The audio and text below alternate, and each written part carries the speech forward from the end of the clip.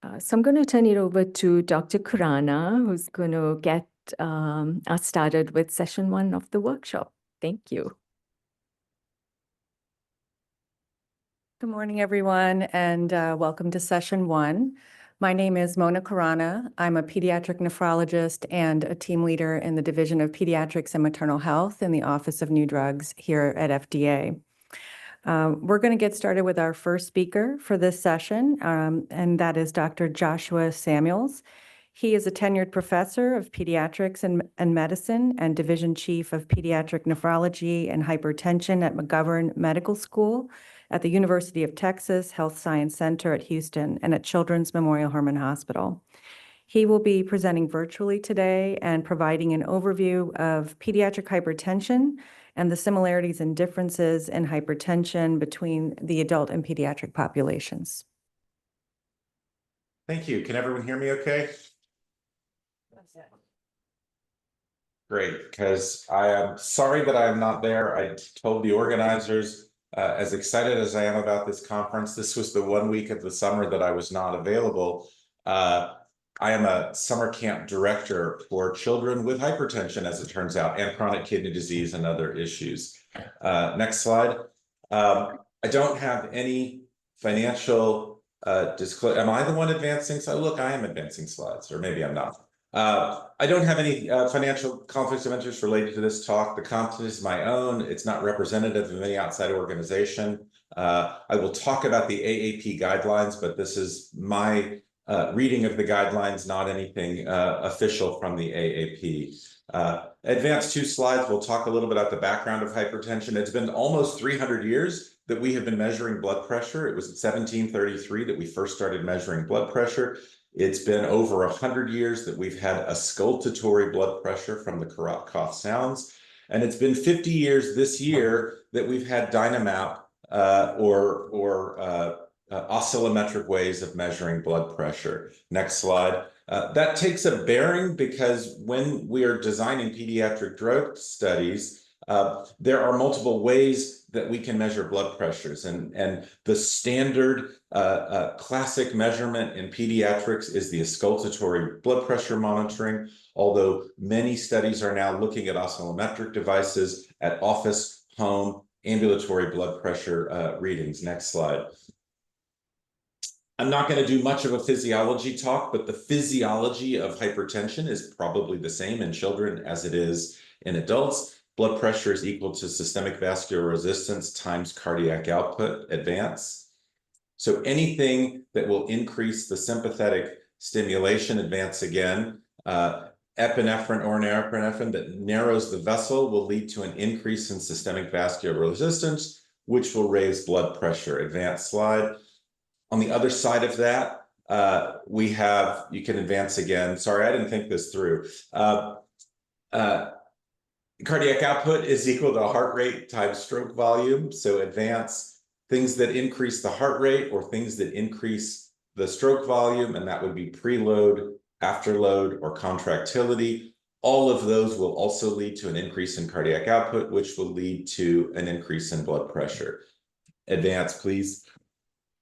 There's obviously a lot more to the story. There's reduced nephron number and sodium intake, and there are genetic factors. But at the end of the day, it all gets down to cardiac output and peripheral vascular resistance. And so next slide. When we go to you, pharmaceutical industry, you are looking at effectors either on the left side, things that can stimulate these things that will decrease the blood pressure, that either will open up the blood vessels, or things that will inhibit the stuff on the right and on the bottom, things that will inhibit angiotensin or catecholamines or thromboxane or endothelin, et cetera. And so lots of potential targets for antihypertensive use. That's why, as you heard from the last talk, there are so many approved medications. Next slide. Sustained hypertension generally requires the kidney to be involved in some way. Most patients have both an increase in blood volume and an increased peripheral vascular resistance that contributes to their increase in blood pressure. We know that hypertension is the #1 reason why adults go see a physician. It's why there are so many medications out there. More than 1 in 3 adults has high blood pressure. We know that treating hypertension is the best way to reduce cardiovascular risk. And unfortunately, we know that untreated hypertension or poorly treated hypertension is the #1 attributable risk for death around the world. Obviously, you can advance the slide. The most important cause of death is age. And you can see each decile of age, you have a higher and higher risk of, on the left, ischemic heart disease mortality, and on the right, stroke mortality. But within each decile of age, a rising systolic blood pressure, starting at the 120 range, going all the way up through 1, has a linear relationship that increases both ischemic heart disease and stroke. And if you look on the right, the rising risk of stroke mortality may even be more pronounced in younger patients than it is in older patients. Next slide. Where adults lose their lives from hypertension is mostly from ischemic heart disease and stroke, whether it's ischemic or hemorrhagic. There's also chronic kidney disease, and then other cardiovascular or circulatory issues. When I have slides that have a link to a talk, or not a talk, but to an article, I give you a link directly either to PubMed or to the journal itself. So if you want to look at any of this data, when you get the slides in a few weeks, you'll have the QR codes, you scan it, and they'll take you straight to the paper online. Because hypertension is so common in adults, there have been a myriad of landmark trials that have taught us what to do with adult hypertension. Next slide. I'm not going to spend any time going through these studies, but again, so you have them for reference. Again, starting back in the 60s with the VA studies and going through, next slide, the more recent. Welcome back. The studies have shown lower and lower blood pressure thresholds. And because of that, next slide, there have been a pretty consistent stream of guidelines for how to manage high blood pressure in adults. You can advance the slide, and the years will advance to the most recent American Heart Association and American College of Cardiology guidelines, which again, advance, just came out about a year ago. And it's not just the American Heart Association, the American College of Cardiology. There are lots of other organizations, but advance the slide. What they have told us is that the blood pressure thresholds for adults are 120/80. Advance. You have elevated blood pressure between 120 and 129. Still has to be lower than 80. There is no such thing as elevated diastolic blood pressure. Stage 1 hypertension now starts at 130/80, and advance. Stage 2 hypertension now starts at 140/90, which used to be the old definition of when hypertension started. Advance the slide. Most folks have both systolic and diastolic elevations, but advance one more. Certainly in older patients, we see a lot of widened pulse pressures and systolic only hypertension. That's not as common in pediatrics. Advance the slide, please. So this is the blood pressure classification that we're currently working under for adults. I promise there's a reason I'm showing this. It's also for children over the age of 13. Next slide. Children, however, are not just little adults. We can't just extrapolate, and I know we had a whole talk this morning on extrapolation, but you can't just take the data from an adult trial and assume that children are going to act the same. Next slide. Most importantly, children's blood pressure goes up as they get older, or frankly, I would make the case their blood pressure goes up as they get taller.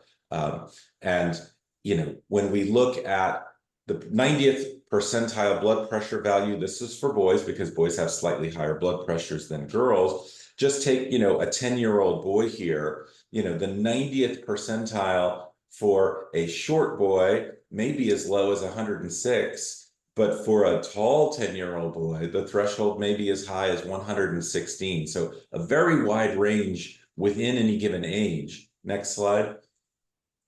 And so we need a classification system for children under the age of 12 or 13 that does not, that is not static. One size doesn't fit all. Advance.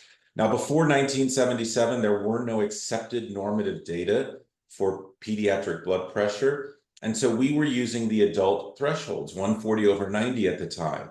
It's probably why, if you look at the older literature, it will tell you that most kids with pediatric hypertension have a secondary cause. Well, yeah, back in the 70s, if you wait until a child's blood pressure is in the 140/90 range, most of those kids will have a secondary cause. But now that we have the newer definitions, and in 1977, the task force defined hypertension as systolic blood pressure or diastolic blood pressure greater than the 95th percentile for age and gender.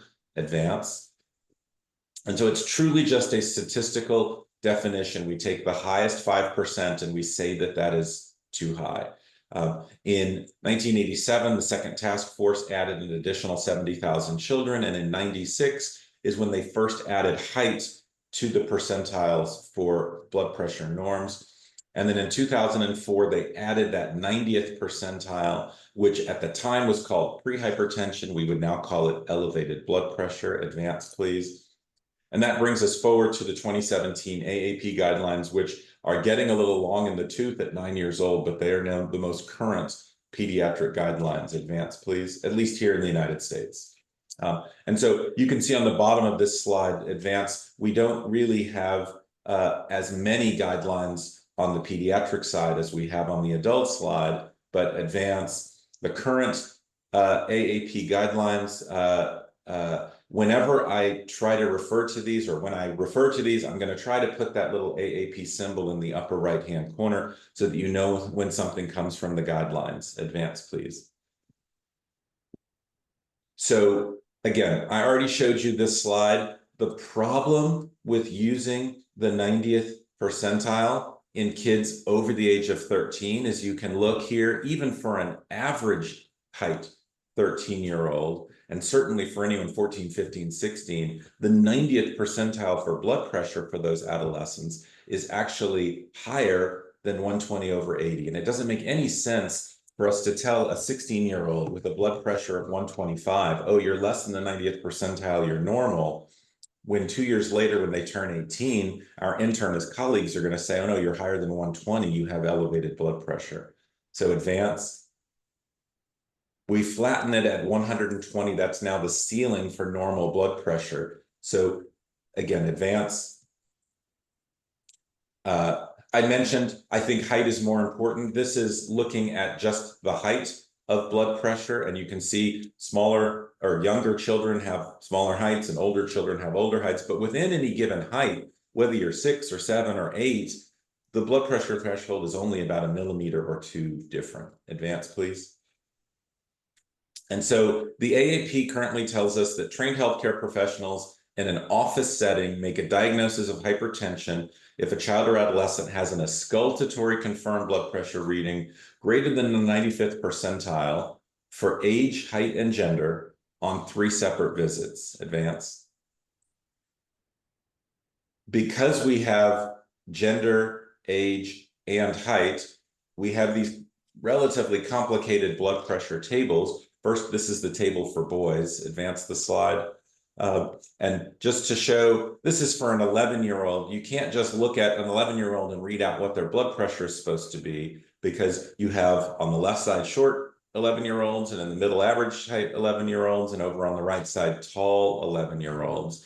The blood pressure tables include the 50th percentile, advance, the 90th percentile, which is the threshold of normal, the 95th percentile, which, as we just said, is the threshold for hypertension, and then the 95th plus 12, and advance one more time. So the tables literally show you the median blood pressure for a child of that gender, age, and height, where the threshold of elevated blood pressure begins, where the threshold of stage 1 hypertension begins, and where the threshold for stage 2 hypertension begins.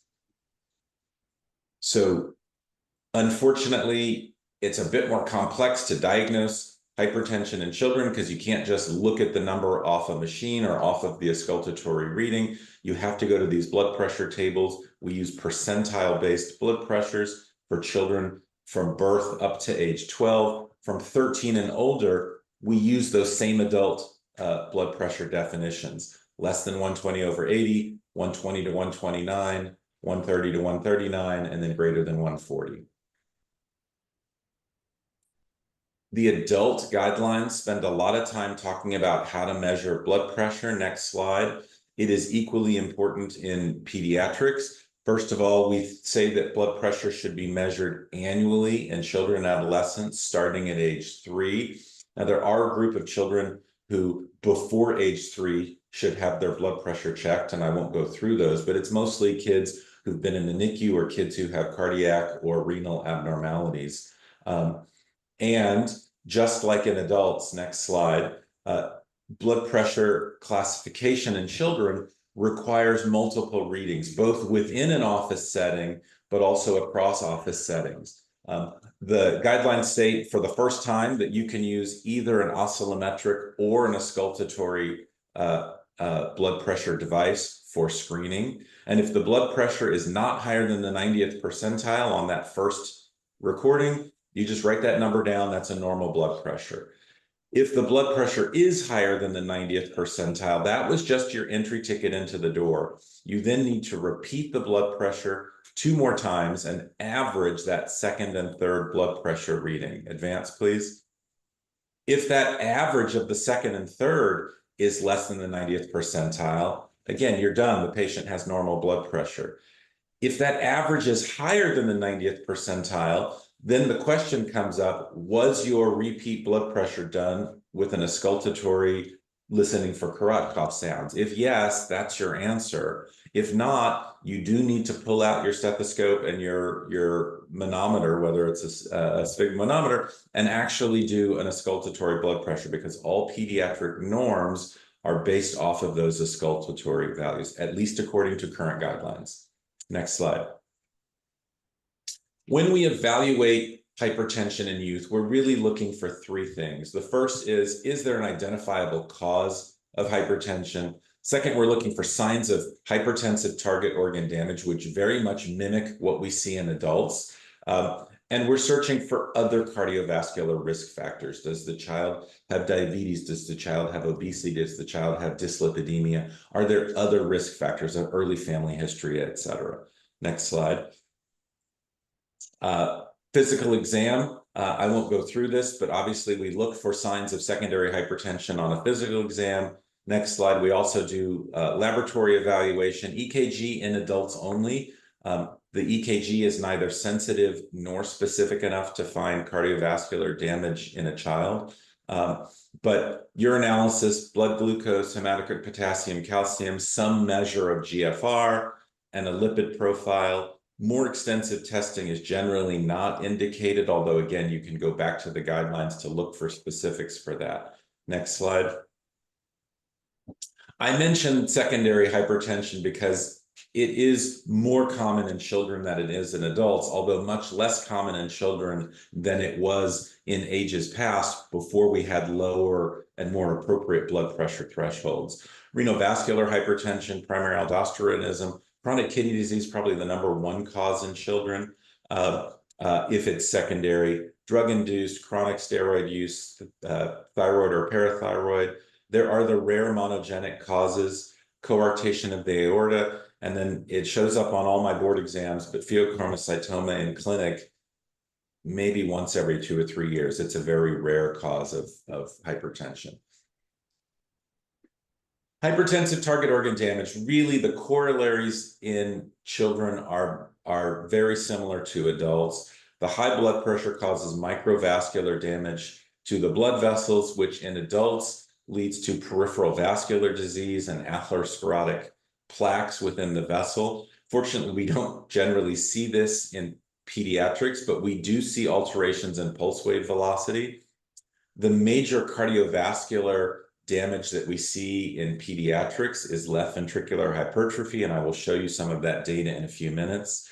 I have not seen any data about pediatric hypertension causing nephropathy. The reverse of that is certainly true. Children with chronic kidney disease are much more likely to have high blood pressure. We know in adults that high blood pressure leads to kidney damage. I've not seen that studied in children, although we do know that children with high blood pressure progress faster with chronic kidney disease than children without. I've not seen any data on retinopathy in pediatrics. And finally, the last target organ damage is that of the brain, stroke and dementia. And while we fortunately don't see a lot of stroke and dementia in our pediatric populations, Mark Landy out of Rochester, New York, has shown that there are lots of subtle neurocognitive changes in children with high blood pressure. And I'll talk about that data in a few minutes. And so when we talk about some of the comparables between pediatric and adult blood pressure, in adults, high blood pressure is the leading cause of cardiovascular morbidity and mortality. In children, left ventricular hypertrophy is present in about 1/3 of the children when they present with high blood pressure. And we now know from studies that came out within the last 5 years that children with adult hypertension onset in youth have early MACE or major adverse cardiac events. In adults, hypertension is the leading cause of stroke and dementia. I mentioned the neurocognitive alterations. There are also changes in cerebral blood flow in hypertensive children compared to normotensive children. I mentioned chronic kidney disease, and we know that youth with kidney disease and hypertension progress much faster than kids with kidney disease who don't have hypertension. We talked about pulse wave velocity. And then finally, in adults, it's a major cause of impotence and erectile dysfunction, not studied in children. It's unlikely to be studied in children. Now, next slide. The adult groups and lots of the newer antihypertensive pharmaceutical studies use home blood pressure monitoring. We have not really gotten onto that bandwagon. There really aren't any home blood pressure devices that have been adequately tested or calibrated for a child blood pressure. Next slide. We are much more focused on ambulatory blood pressure monitoring. Next slide. The guidelines say that children with an elevated blood pressure should have an ambulatory monitoring if they have had elevated blood pressure over a year. That's 3 separate visits. They should get an ambulatory blood pressure monitoring if they have stage 1 hypertension after their 3rd visit, which generally happens within a few months. And for stage 2, we recommend an ambulatory monitor within a week or 2 of diagnosing their hypertension. You can advance twice now. What we're really trying to do with an ambulatory monitor is find out if these children who are hypertensive in our office are actually hypertensive outside the office, or if they have white coat hypertension. We think white coat hypertension is probably more common in children than it is in adults.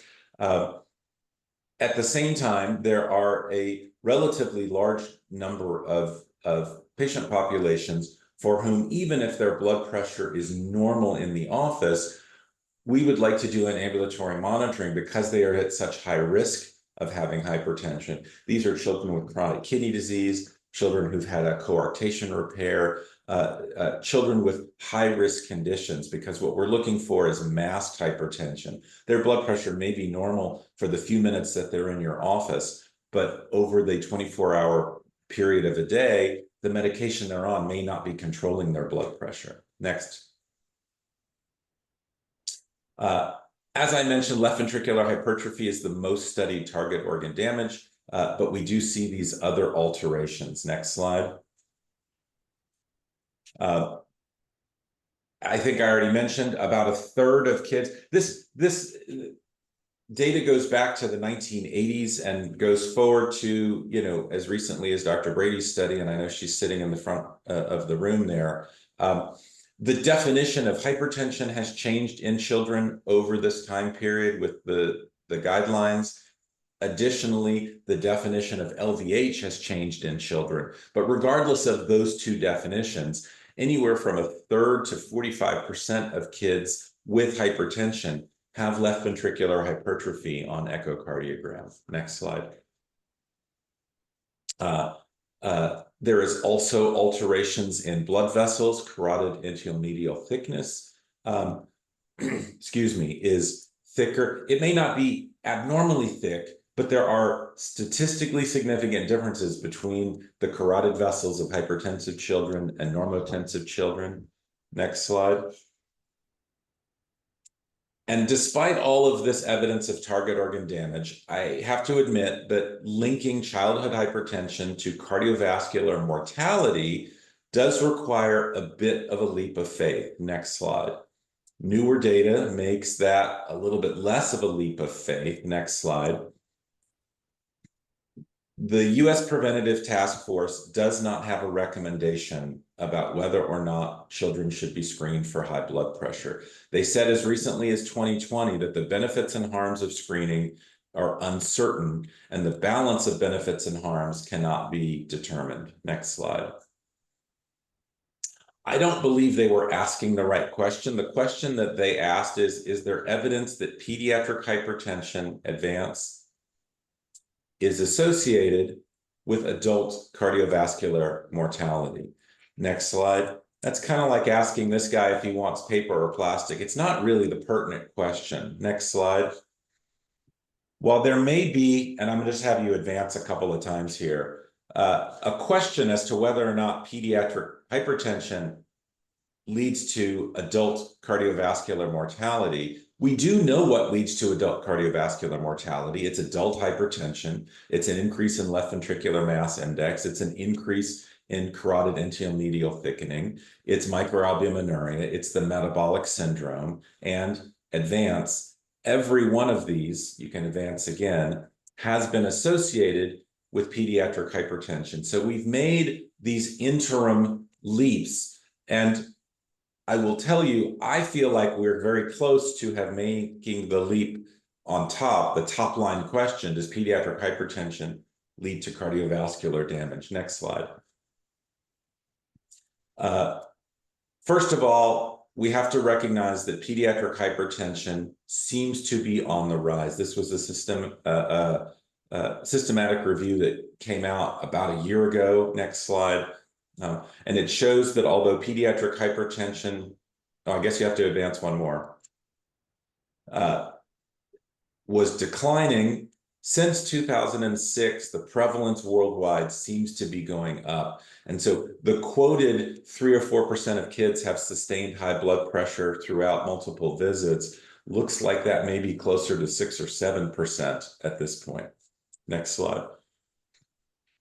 We do know that the roots of adult cardiovascular injury start in childhood, and it is likely that early high blood pressure is an even higher risk for earlier cardiovascular disease. Next slide. Here's some of the data that shows tracking of blood pressure from childhood into adulthood. On the left is from the I3C consortium that shows the correlation coefficient between childhood and adolescent blood pressure is about 0.5. Between adolescent and adult hypertension, it's about 0.4. And even if you ignore the adolescents, a child's blood pressure has a 0.24 correlation with adult hypertension.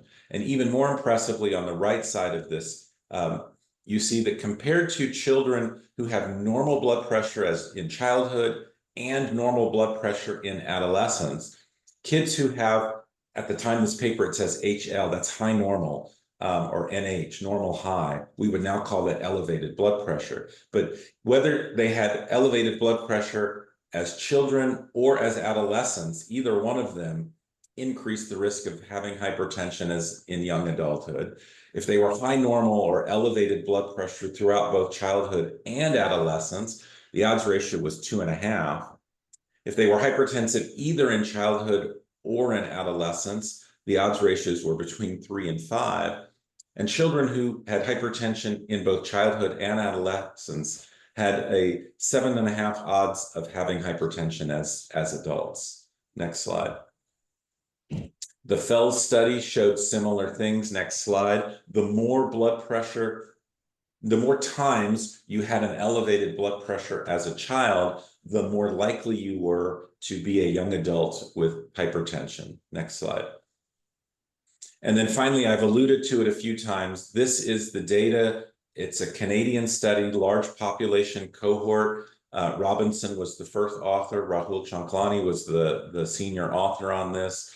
But they showed that, at least in Canadian children with high blood pressure, they used a 30-year follow-up and showed that children with hypertension had significantly higher rates of what they termed MACE, major adverse cardiac events. Next slide. It didn't seem to matter whether they were over 13 or under 13 when they were diagnosed, whether they were male or female, whether they had chronic kidney disease or not, whether they had diabetes or not, whether they had had cardiac surgery or not. In every one of those analyses, the kids with hypertension had more major adverse cardiovascular events than those without hypertension. I already showed this data that elevated blood pressure in childhood or adolescence was associated with intermediate markers of cardiovascular disease. Again, next slide. The odds ratios are not crazy, but they're about 1.5, 1.9, something like that. Next slide. Now, we know the benefits of lowering blood pressure in adults. We can decrease stroke 30 to 40%. We can decrease myocardial infarction by up to 50%. We can decrease heart failure by up to 50%. Next slide. What do we know about treating hypertension in children and adolescents? Well, you can go ahead and advance. Thank you. The guidelines say at the time of diagnosis of elevated blood pressure or hypertension, we should start with a DASH diet, moderate vigorous physical activity. Frankly, that's what we recommend in adults as well. Next slide. This is adult data. DASH diet, limited in salts, high in fresh fruits, high in vegetables. Above all, avoid excess weight gain. Obesity is certainly the #1 risk factor for hypertension or for primary hypertension in children, probably the same in adults. The next slide shows, at least in adults, that you can get anywhere from a 5 to a 20 millimeter reduction in systolic blood pressure for every 10 kilos of weight that's lost. Adopting the DASH diet gets you anywhere from 10 to 15 millimeters of systolic blood pressure reduction. Sodium restriction, not as helpful. Physical activity, not as helpful. And again, in adults, moderation of alcohol, not very helpful, but it does lower blood pressure a few points. Pharmacologic management, I don't have to tell this group, but we are relatively simple. We start with ABCD, so ACEs and ARBs, beta blockers, calcium channel blockers, and diuretics. Next slide. We don't really use beta blockers first line in pediatric hypertension. And then finally, we get to the E, everything else. Next slide. And so therapeutic, first start with lifestyle initiatives. Start with A, C, or D. There is no guidelines or recommendations whether one is better than another, either head-to-head or comparing class of medicine, ACE inhibitor versus diuretics or calcium channel blockers. Add until they're on all three of those, and then add a beta blocker. And if they're still not controlled, and resistant hypertension is uncontrolled on adequate doses of at least 3 antihypertensives, including a diuretic, then you've got to go beyond ABCD, and we'll see what Dr. Flynn has to say about that next. Children and adolescents with chronic kidney disease, you can advance the slide, should be treated to a lower blood pressure threshold. For most kids, we're just trying to get them to less than the 90th percentile, down into the normal range. For kids with chronic kidney disease, we try to get their mean arterial pressure to less than the 50th percentile. That makes this a pretty good population to study, particularly if you're studying resistant hypertension. Next slide. There has been data from both the ESCAPE trial in Europe and the CKID cohort here in the United States that has shown that intensive blood pressure control can slow the progression of chronic kidney disease in children and young adults. Again, if you have more interested in this, there are fellowship slots in pediatric nephrology open pretty much around the country. Come be a pediatric nephrologist. Next slide. Look, the first speaker today already showed this. You can advance the slide. Lots of different antihypertensives out there. I don't have to do the heavy lifting because she already told you. Most of these not approved for use in children. Next slide. I show this because it's relatively new data, and current pediatric guidelines still recommend start with a single agent of an antihypertensive and maximize the dose of that agent before adding a second agent and maximizing the dose of that second agent. And at least in adults, and this is adult data, but here's someone who, and you can advance the slide a couple of times, if you start them on a low dose of an ACE inhibitor, and then you double that dose, you only get a couple of extra millimeters of blood pressure control.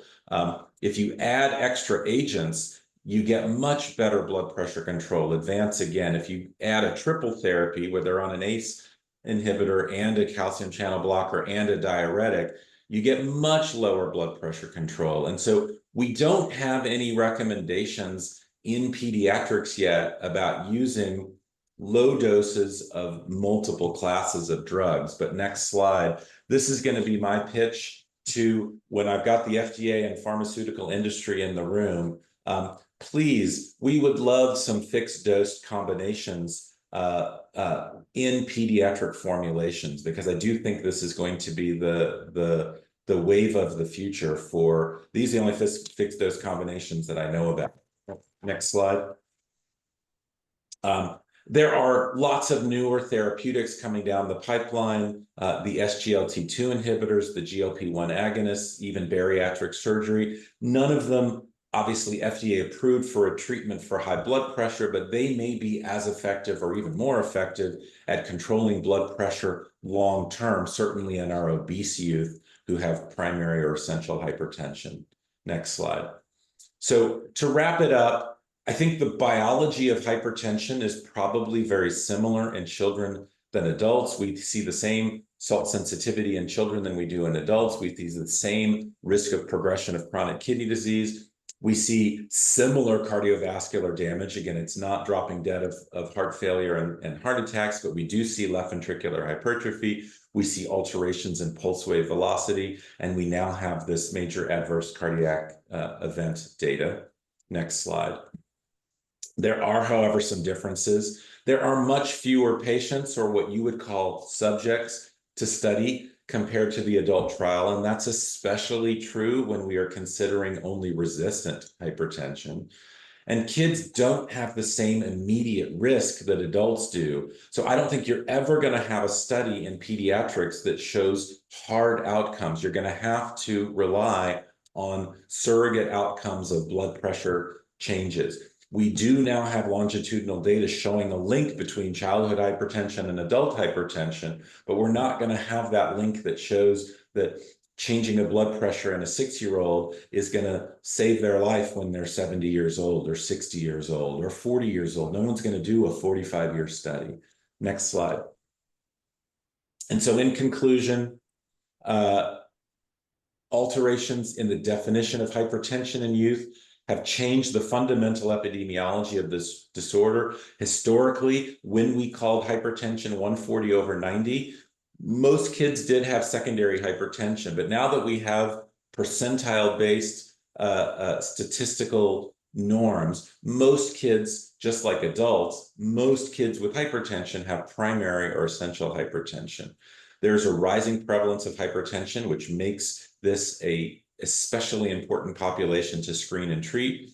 Established data clearly show a tracking of childhood blood pressure into adulthood, and emerging data shows the early major cardiovascular outcomes. I think that's my last slide.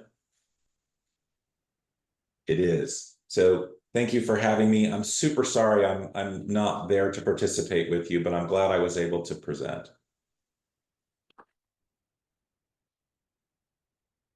Thank you so much, Dr. Samuels. We do have a fair number of folks listening in online. I just want to encourage them to add questions in the chat as we move through the presentations in this session, and we will address them during the panel discussion. Our next speaker is Dr. Joseph Flynn. He is a professor of pediatrics at the University of Washington School of Medicine and a member of the Division of Nephrology at Seattle Children's Hospital. Dr. Flynn will be presenting virtually on the similarities and differences in response to antihypertensive agents between the adult and pediatric populations.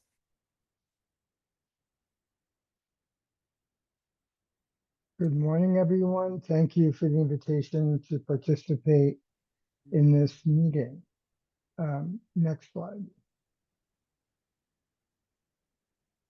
So I am going to talk a little bit about a couple of differences between pediatric and adult hypertension, which Josh did not go into because we were able to coordinate in advance. And then I want to present some data on trials of amlodipine and valsartan that highlight some of the differences between pediatric and adult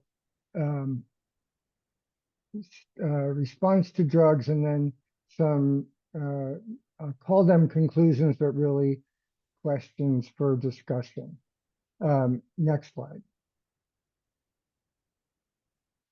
So, this has been alluded to already in adults. Most hypertension is primary or essential, which is a term that I don't like to use for children. And pediatric hypertension etiologies really vary by age. Next slide.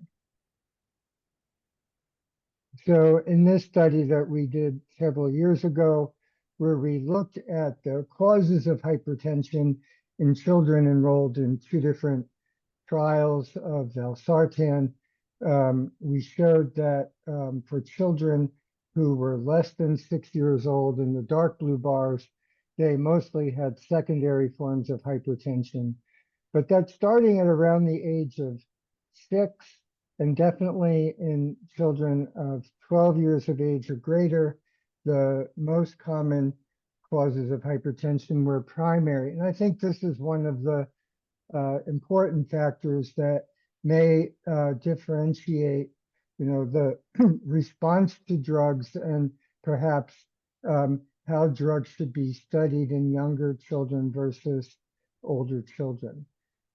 Next slide. And as Josh did allude to already, diagnostic criteria for hypertension in adults are really based on static thresholds, based on hard cardiovascular endpoints. For children, we have percentile-based thresholds up to the age of 13 and static thresholds above that. Next slide. And I think that this has already been shown. And I think one of the issues with, pediatric hypertension guidelines, and as a guideline writer, can we actually use endpoints to define blood pressure levels in pediatric patients that require intervention and require specific approaches to treatment? And we may actually be developing some of those data. At least we're starting that journey. Next slide.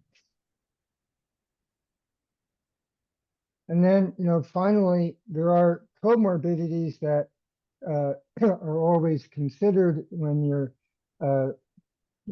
talking about hypertension and people with hypertension. These are often very common in adults. Every adult with hypertension probably has some other cardiovascular risk factor or comorbidity. Less common in children and adolescents, and I think this also may affect response to treatment in some ways. Next slide. And so again, this has been alluded to, there are different approaches to treatment and prescribing, and many of which are related to lack of data in pediatrics. So for adults with hypertension, you prescribe the same tablet of lisinopril, whether you have a 50-kilogram woman or a 100-kilogram man. You escalate the dose according to the fixed tablet sizes. And as has been mentioned in the 2025 update of the adult hypertension guidelines, there's now emphasis on combination therapy as even the initial approach for treatment of hypertension. In children, of course, we pediatricians, think about weight and age-based dosing as opposed to, one size fits all. Therefore, we need suspensions. We need different tablet sizes, and creation of a suspension may affect potency, and that may affect response. There's only one trial that's ever been conducted in children of a combination product. And so we use the step care approach to prescribing, as Josh alluded to, and I think we need, data to, studies to tell us whether this is still the best way to approach hypertension in children. And hopefully someday we'll have such data. Next slide. So then how do you actually define efficacy of response to an antihypertensive agent? So, really the endpoint that is most often used, it's in the FDA and ICH guidance on, on study of antihypertensive medications, is reduction in systolic blood pressure compared to placebo. That is throughout every, hypertension trial in adults. Usually this is based on office blood pressure measurements. There are studies, of course, that have utilized ambulatory blood pressure monitoring, but unless my my friends at FDA can correct me, I don't think that any antihypertensives have actually been approved on the basis of reductions in ambulatory blood pressure. I could be wrong. So it's really based on office blood pressure.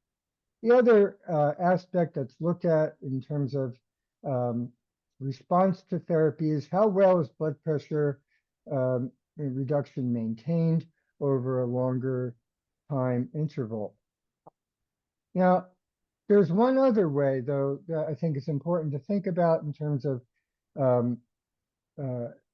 how patients respond to drugs, and that's how many actually achieve a desired level of blood pressure by taking the prescribed therapy. And so is that, a absolute reduction in systolic or diastolic blood pressure? What percentage of patients achieve that? Or what percentage of patients actually achieve a goal, an absolute goal blood pressure? And so this is, I think, a very interesting way of assessing response to therapy, because we all want our patients to achieve, specific blood pressure targets. But really, approval comes down to, reduction in systolic blood pressure, and that endpoint has been used in the pediatric studies that we're all familiar with, and I'm going to talk about a little bit next. So next slide. So I'm going to present, data on amlodipine and valsartan as sort of case studies in how patients respond to antihypertensive trials. And, full disclosure, I was worked with the pharmaceutical companies who, ran these trials in children, but it's always best to talk about what you know, so I'm going to talk about what I know. So amlodipine, long-acting dihydropyridine calcium channel blocker. It blocks calcium entry in the L-type calcium channels in vascular smooth muscle cells, causing vasodilatation. Amlodipine was approved for use in adults in 1987, so it's been around for a long time, and for many years it was the #1 prescribed cardiovascular medication in adults. Off-label pediatric use started in the late 1990s, and we actually published our off-label use of amlodipine back when I was a assistant professor in Michigan. And then in the early 2000s, a pediatric clinical trial was conducted under the auspices of the FDAMA incentives, which were mentioned earlier. Next slide. So there are many adult pivotal trials of amlodipine. Sort of summarizing them, the average placebo-corrected reductions in blood pressure were 13/7 in the supine position, 12/6 in standing blood pressures. Blood pressure reduction was maintained for 24 hours after the dose, and of course, this is one of the advantages of amlodipine because it's a unique agent that has a very long duration of action. Patients who had higher blood pressure, so what would be well above now considered stage 2 hypertension, had much greater blood pressure reductions compared to those with mild or moderate hypertension. And in general, in adults, the blood pressure reduction with amlodipine has generally been dose dependent. So from 2.5 up to 10 milligrams, there is no published data above 10 milligrams because actually side effects start happening at higher doses in adults, particularly peripheral edema. And I don't believe that even you get greater blood pressure reduction above that dose. Next slide. And this is just a figure from a very old study, that a trial of amlodipine that actually showed a nice dose response. So really, you can look at the the white bars to the left in every cluster are the response to the placebo, and the blue bar are the very dark bars on the right in every cluster are the high dose of amlodipine. You can see a graded response according to dose increase in this trial. Next slide. So, and there are many other trials in adults. In adults, the studies were done comparing amlodipine to other available drug classes, including, thiazide diuretics, beta blockers, RAS blocking agents. And so amlodipine had comparable antihypertensive efficacy to those other classes of drugs. And here's where, I wanted to pull out the response rate, metric. So, in this one trial published by Rothman, the 40% of patients achieved, blood pressure reduction of achieving their goal. So their goal of defining a response was diastolic blood pressure below 90 or an absolute drop in diastolic blood pressure of 10 millimeters of mercury. And so 40% of patients with amlodipine achieved that response, and 45% of those treated with hydrochlorothiazide. So in other words, amlodipine showed comparable efficacy in terms of percent response to treatment. And of course, we can talk about the all hat. We could probably talk about all hat all day. Next slide. But I'm just going to show you this graph, which just shows you that amlodipine produced comparable blood pressure reduction compared to chlorthalidone and lisinopril. 268 children, mean age was 12. Only a third had primary hypertension. The blood pressures had to be above the 95th percentile on 3 occasions. So the entry criteria mimicked the criteria for diagnosing hypertension in childhood. And then this was the study design.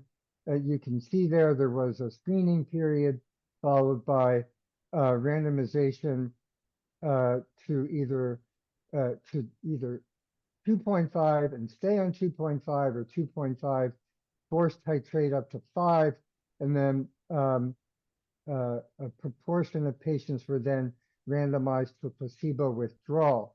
And so one point which was made already is that the randomization and dosing was irrespective of patient weight. And this study illustrates one of the lessons learned from early trials, but be that as it may, I will go forward anyway and talking about what we found. Next slide. So this was the response to amlodipine in baseline and phase 1. You can see that in the black bars of the 2.5 milligram dose, and the gray bar is the 5 milligram dose. And you can see, well, there wasn't really a much difference in response between the 2 doses, unfortunately, and that relates to, I think we should have been smarter about how we ended up dosing or the study. And then, but in phase 2, we did see a difference in response compared to placebo for the 2.5 and 5 milligram doses, with a slightly greater drop compared to placebo for the 5 milligram dose than the 2.5 milligram dose. Next slide. And then this is where we looked at what percentage of patients actually achieved the goal of reducing blood pressure to below the 95th percentile.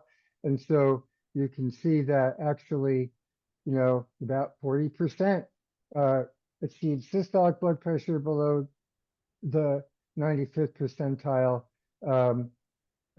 More achieved diastolic blood pressure below the 95th percentile for the 5 milligram dose compared to the 2.5 milligram dose. There's some suggestion of dose response there. And then sort of comparable responses for primary versus secondary hypertension, which would not be unexpected for a calcium channel blocker in terms of response to therapy in pediatric hypertension. Next slide. So, in summarizing, while amlodipine reduced blood pressure in pediatric patients, it was less of a dose response than might have been hoped for. This, I believe, was the related to the study design, that dosing was not stratified by either weight or age or cause of hypertension. And I think these are things that need to be considered, and they have been considered in other trials. Doses were relatively low. For adolescents, it's a very 2.5 milligram in a teenager is not a dose I would prescribe unless I were adding it to another drug. However, FDA, the criteria for, a successful trial under the auspices of the FDAMA were that the results had to be interpretable. And so by those criteria, the study was interpretable. And so the FDA then did approve labeling, but it's limited to 2.5 and 5 milligram doses, and not really labeled for on a dose by weight, which is true for some other drugs that are labeled for pediatric use. And then, as I stated, actually, if you look at the percent of pediatric patients who responded to amlodipine, it was pretty similar compared to the percent of adults who responded to amlodipine, at least in that one trial that I showed you. Next slide. So then let's turn from amlodipine to valsartan. Valsartan is a highly selective blocker of the angiotensin 1 receptor. It inhibits angiotensin 2 mediated vasoconstriction and aldosterone secretion, and both of those things result in its blood pressure lowering effects. It was approved for use in for use in adults in 1996. Initially, it was approved for hypertension, later approved for heart failure. I couldn't find any off-label use of valsartan, which makes sense because actually valsartan came to market around the same time as the Food and Drug Modernization Act, and so by that point, manufacturers had financial incentives to conduct pediatric trials, and so 2 pediatric trials were conducted of valsartan, one in 6 to 16-year-old patients and one in 1 to 5-year-old patients. Next slide. So again, when you look at the adult trials of valsartan, the efficacy was established in numerous clinical trials, trials comparing valsartan to placebo, trials comparing valsartan to enalapril. It produced dose-dependent reductions in both systolic and diastolic blood pressure. And so on the right is, from a very early trial of valsartan showing the along the very top of the figure are the different doses of valsartan studied, ranging from 10 to 320 milligrams. And then on the vertical axis are the reductions in blood pressure. And you can see that as the dose of valsartan went up, had a greater blood pressure lowering effect. On the top is seated diastolic blood pressure. On the bottom, seated systolic blood pressure. So dose-dependent blood pressure reduction. Next slide. And then when you looked at did treatment with valsartan achieve goals of reduction in blood pressure? So again, this goal of reduction in diastolic blood pressure to below 90 or absolute reduction in diastolic blood pressure of 10 millimeters of mercury was a goal that was, it comes through in many different of the early antihypertensive trials conducted in adults. And so in this analysis done by Susan Operl, you can see that as the dose of valsartan was increased, the percent of patients who responded, who achieved that targeted reduction in diastolic blood pressure increased. And so, and you can see that, 28% responded at 20 milligram dose, which actually was pretty comparable to placebo, but at the 320 milligram dose, 52% responded. Next slide. So the pediatric valsartan trials both used adaptation of FDA trial design C, which I'm assuming I don't need to explain to those of you in the room.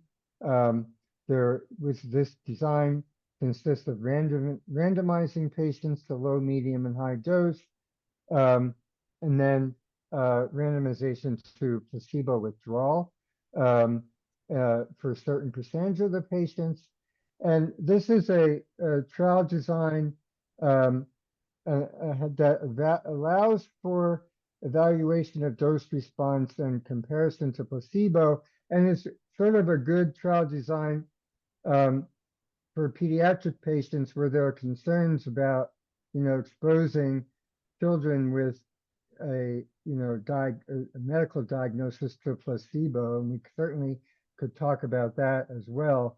At least for this trial design, the exposure of placebo is relatively short, so that's one of the advantages of this specific trial design. Next slide. So here is the trial design for the 6 to 16-year-old trial. You can see a reasonably wide range of doses from 0.1 milligram per kilogram in the low dose arm, all the way up to about almost 5 milligrams per kilogram in the high dose arm. So that's, what is that, a 50-fold difference in dosing. Did I get that right? I think so. Between the low and high dose groups. And you can see the dosing was actually not only were they randomized to low, medium, high dose, but the randomization was different for weight by weight category. So different low, medium, high doses were used for those less than 35 kilograms, and higher low, medium, high doses were used for patients greater than 35 kilograms. Next slide. And here are the reductions in mean seated systolic and diastolic blood pressure, seated systolic blood pressure in the solid bars, and seated diastolic blood pressure in the hashed bars. So you can see that there was a dose-dependent blood pressure reduction, much better spread for systolic blood pressure compared to diastolic blood pressure, but the blood pressure reduction was dose-dependent. Next slide. And then for the placebo withdrawal, when they pooled the valsartan, when they compared the two groups, there was those who remained on valsartan on the left during that placebo withdrawal phase maintained their blood pressure, whereas those who were withdrawn to placebo increased their blood pressure. And so again, confirming response to therapy. Next slide. And so this is the dose, this is the outline for the 1 to 6-year-old trial. Again, you can see dosing was weight stratified for less than or greater than 18 kilograms. And you can see the difference again. There wasn't, well, the one thing that was introduced in this study that has become pretty standard now in a lot of pediatric trials was an open label extension after the placebo withdrawal phase. And during that placebo withdrawal phase, the investigators were allowed to up titrate the dose and potentially add hydrochlorothiazide if patients have not achieved blood pressure control. And one thing that I now regret is that we never really analyzed what happened in the open label phase. We really, so I can't report to you percentage of patients who achieved blood pressure control. We only really analyzed what happened through phase 2. Next slide. And so here is where this trial was problematic. We did not see a dose response in phase 1. You can see that response was pretty similar, low, medium, and high dose. And boy, there are lots of reasons for this, I think. But then there was an increase in blood pressure in those withdrawn to placebo. In phase 2, a small increase, but it was statistically significant, and so this confirmed efficacy for valsartan in this group. This was really a tricky population to recruit. The study was conducted in multiple countries. Many of the sites enrolled only one patient. There was no standardized approach to blood pressure measurement. And boy, is it hard to measure blood pressure in an 18-month-old. And so those were some things I think that may have affected the outcome in phase 1 of this study. But the other thing I think that's really important here is if you go back to that slide I showed you at the beginning, most of the patients in this study had, like 80% of them had secondary causes of hypertension. And in children, most secondary hypertension is related to kidney disease. And so RAS blockade is potentially much more effective in this group of patients, and so that may also explain the lack of a dose response in phase 1. In other words, children with kidney disease may be uniquely responsive to RAS blockade agents, and so that was actually seen in even the enalapril and lisinopril studies. So that may also be at play here. Next slide.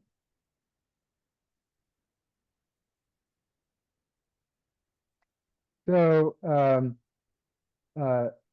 summarizing for valsartan, dose response was established for adults and children down to the age of 6.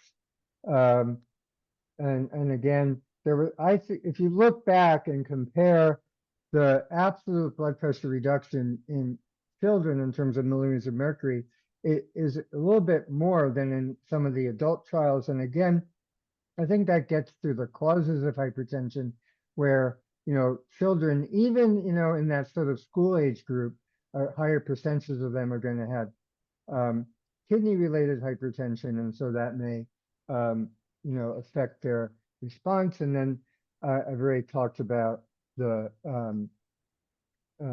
1 to 5-year-old study. Next slide. So, I think in general, one can say that antihypertensive medications lower blood pressure across all age groups. I think both of the 2 case studies I present sort of support this. And actually, our next speaker has shown that this has actually been true of all classes studied. Next slide, please. So Doug Blowey is our next speaker, and so he published this paper over 10 years ago now showing that pretty much every drug that was studied in children in terms of hypertension showed a reduction in blood pressure to some extent, with the greatest reductions are being seen in RAS blocking agents, I believe for the reasons I have already outlined. Next slide. However, most, and this has been said, most agents are still unstudied in those less than 6, and I think this is huge, a huge unmet gap, which, although other people have already said this is a gap, I will reiterate this is a gap, and I hope it can be rectified. And the other problem is that, we prescribe hydrochlorothiazide all the time, and despite what was said earlier, I don't think we actually understand the dose we should be using in children. Hydralazine, it's labeled for pediatric use, but myself and others have published data showing that, maybe the doses that are out there for hydralazine are not correct, and we actually need, better dosing data if we're going to be using drugs like hydralazine and minoxidil, which we don't use very often in pediatrics, but, I think there are older drugs, particularly the older beta blockers, the alpha beta blockers. I believe this is going to be presented later because I've looked ahead at some of the other speakers' talks. We need, some, uh, guidance on how to use these drugs, and the currently available efforts to get that information have not been adequate. And I hope that this workshop will help to rectify that issue. Next, and I believe that is my last slide. So thank you for your attention. I look forward to the discussion. Our next speaker is Dr. Douglas Blowey. He's an associate professor of pediatrics and pharmacology, as well as director of the hypertension clinic in the Division of Nephrology at Children's Mercy Hospital in Kansas City. And he will be presenting virtually today on off-label pediatric prescribing practices of antihypertensive agents. Great. Thank you so much for the introduction. I have no disclosures to report. And today I'm going to talk to you about off-label prescribing. If you can go back one slide, please. And especially how it comes up in the care of children with high blood pressure. So my goal is not to suggest that off-label prescribing is unusual, inappropriate, somehow outside routine care. In pediatrics, it's just often everyday clinical practice. What I want to focus on is the practical challenge pediatric providers face when the best guideline-based treatments do not line up perfectly with FDA-approved labeling. Next slide, please. So when we talk about off-label prescribing, we mean using an FDA-approved medication in a way that's not specifically described in the package insert. Advance, please. That can mean using the medication for a different condition, a different dose, by a different route, or in a different group of patients. In pediatrics, the most common issue, back please. In pediatrics, the most common issue is often age, using a medication in children who are younger than the age group included in the labeling. The important point is that off-label does not automatically mean experimental, inappropriate, or unsafe. It simply means that the specific use is not included in the FDA-approved label. Next slide, please.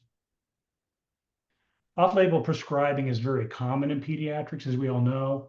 Even using conservative estimates, about 1 in 4 filled prescriptions for children is off-label. That's for all medications.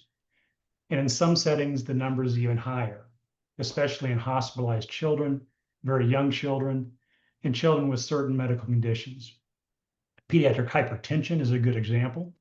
Many of the medications we recommend or commonly used to treat high blood pressure in children do not have FDA labeling that covers every pediatric age group.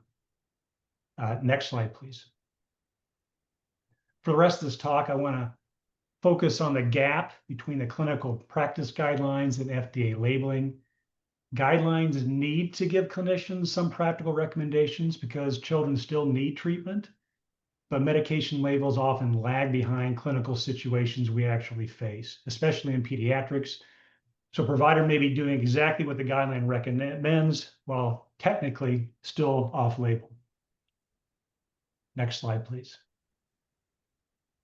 As we've talked about before, the 2017 Pediatric Hypertension Guideline provided recommendations on when to start blood pressure medications and which medication classes to consider. Medication treatment is recommended in several situations, including persistent hypertension despite lifestyle changes, symptomatic hypertension, stage 2 hypertension, or hypertension in children with other chronic conditions such as chronic kidney disease or diabetes. Next slide. Perfect. Similar to adult guidelines, the pediatric guideline recommends starting with 1 of 4 medication classes: thiazide or thiazide-like diuretics, ACE inhibitors, angiotensin receptor blockers, or long-acting dihydroproiodine calcium channel blockers. The key issue is that these are, go back please. These key issues is that these are clinically reasonable recommendations, but they do not always match FDA labeling for every pediatric age group. Now, next slide. This slide shows the blood pressure medications included in the pediatric hypertension guideline grouped by how they work. The main classes include calcium channel blocker, ACE inhibitors, angiotensin receptor blockers, and thiazide diuretics. The colored circles beside the names of the medication show whether there's a commercially available liquid product or whether the label includes instructions for creating a compounded formulation. That matters because younger children often cannot swallow pills, so formulation becomes a very practical part of prescribing. And I think there's going to be some additional information on this in future talks. So next slide, please. Using the guideline medications as a starting point, we can look at how FDA labeling varies by age. In the guideline, there are 19 medications listed for potential use. Advance, please. None are labeled for neonates. Advance. 16% are labeled for infants age 1 month to 2 years of age. 26 are labeled for children ages 2 to less than 6 years of age. And while labeling improves in older children and adolescents, but even then, only 58% are labeled for use in this population. So labeling does get better as children get older, but the gaps are still important. That matters because hypertension can occur at any age, including infants and newborns. Next slide, please. Even with these labeling gaps, clinicians still have to treat children with hypertension. So the practical question is, when pediatric providers are taking care of children with high blood pressure and the FDA labeling is limited, what medications are actually being used? To answer that, we can look at outpatient prescription data. Next slide, please. A 2025 study looked at trends in blood pressure medication use in children that occurred after the publication of the 2017 guidelines. The study used a data set that captures approximately 94% of outpatient retail prescriptions in the United States. They looked at hypertension medication prescriptions for children from 2017 to 23. We're going to focus on the younger group, I think they group them 2 to 7 years. And this gives us a helpful look on what clinicians are actually prescribing in ambulatory practice after the guidelines came out. Next slide. This bar graph shows the average yearly use of blood pressure medications among children aged 3 to 7 grouped by medication class. So the x-axis is unique children in that age group each year that are receiving a medication. Advance, please. On average, each year, 698 children are receiving a diuretic. Advance. 818 receive an angiotensin receptor blocker. 2,417 received a calcium channel blocker. 3,622 received a medication in the other category. That's vasodilators, beta blockers, alpha beta blockers aren't really in the guideline recommendations. And the vast majority, 7,700, received an ACE inhibitor. So altogether, about 15,000 children aged 3 to 7 years were exposed to anti-hypertension medications each year. About 70% of those prescriptions were considered off-label because they did not have age-appropriate labeling. That is a striking number. It shows that off-label prescribing is not a rare exception in this age group.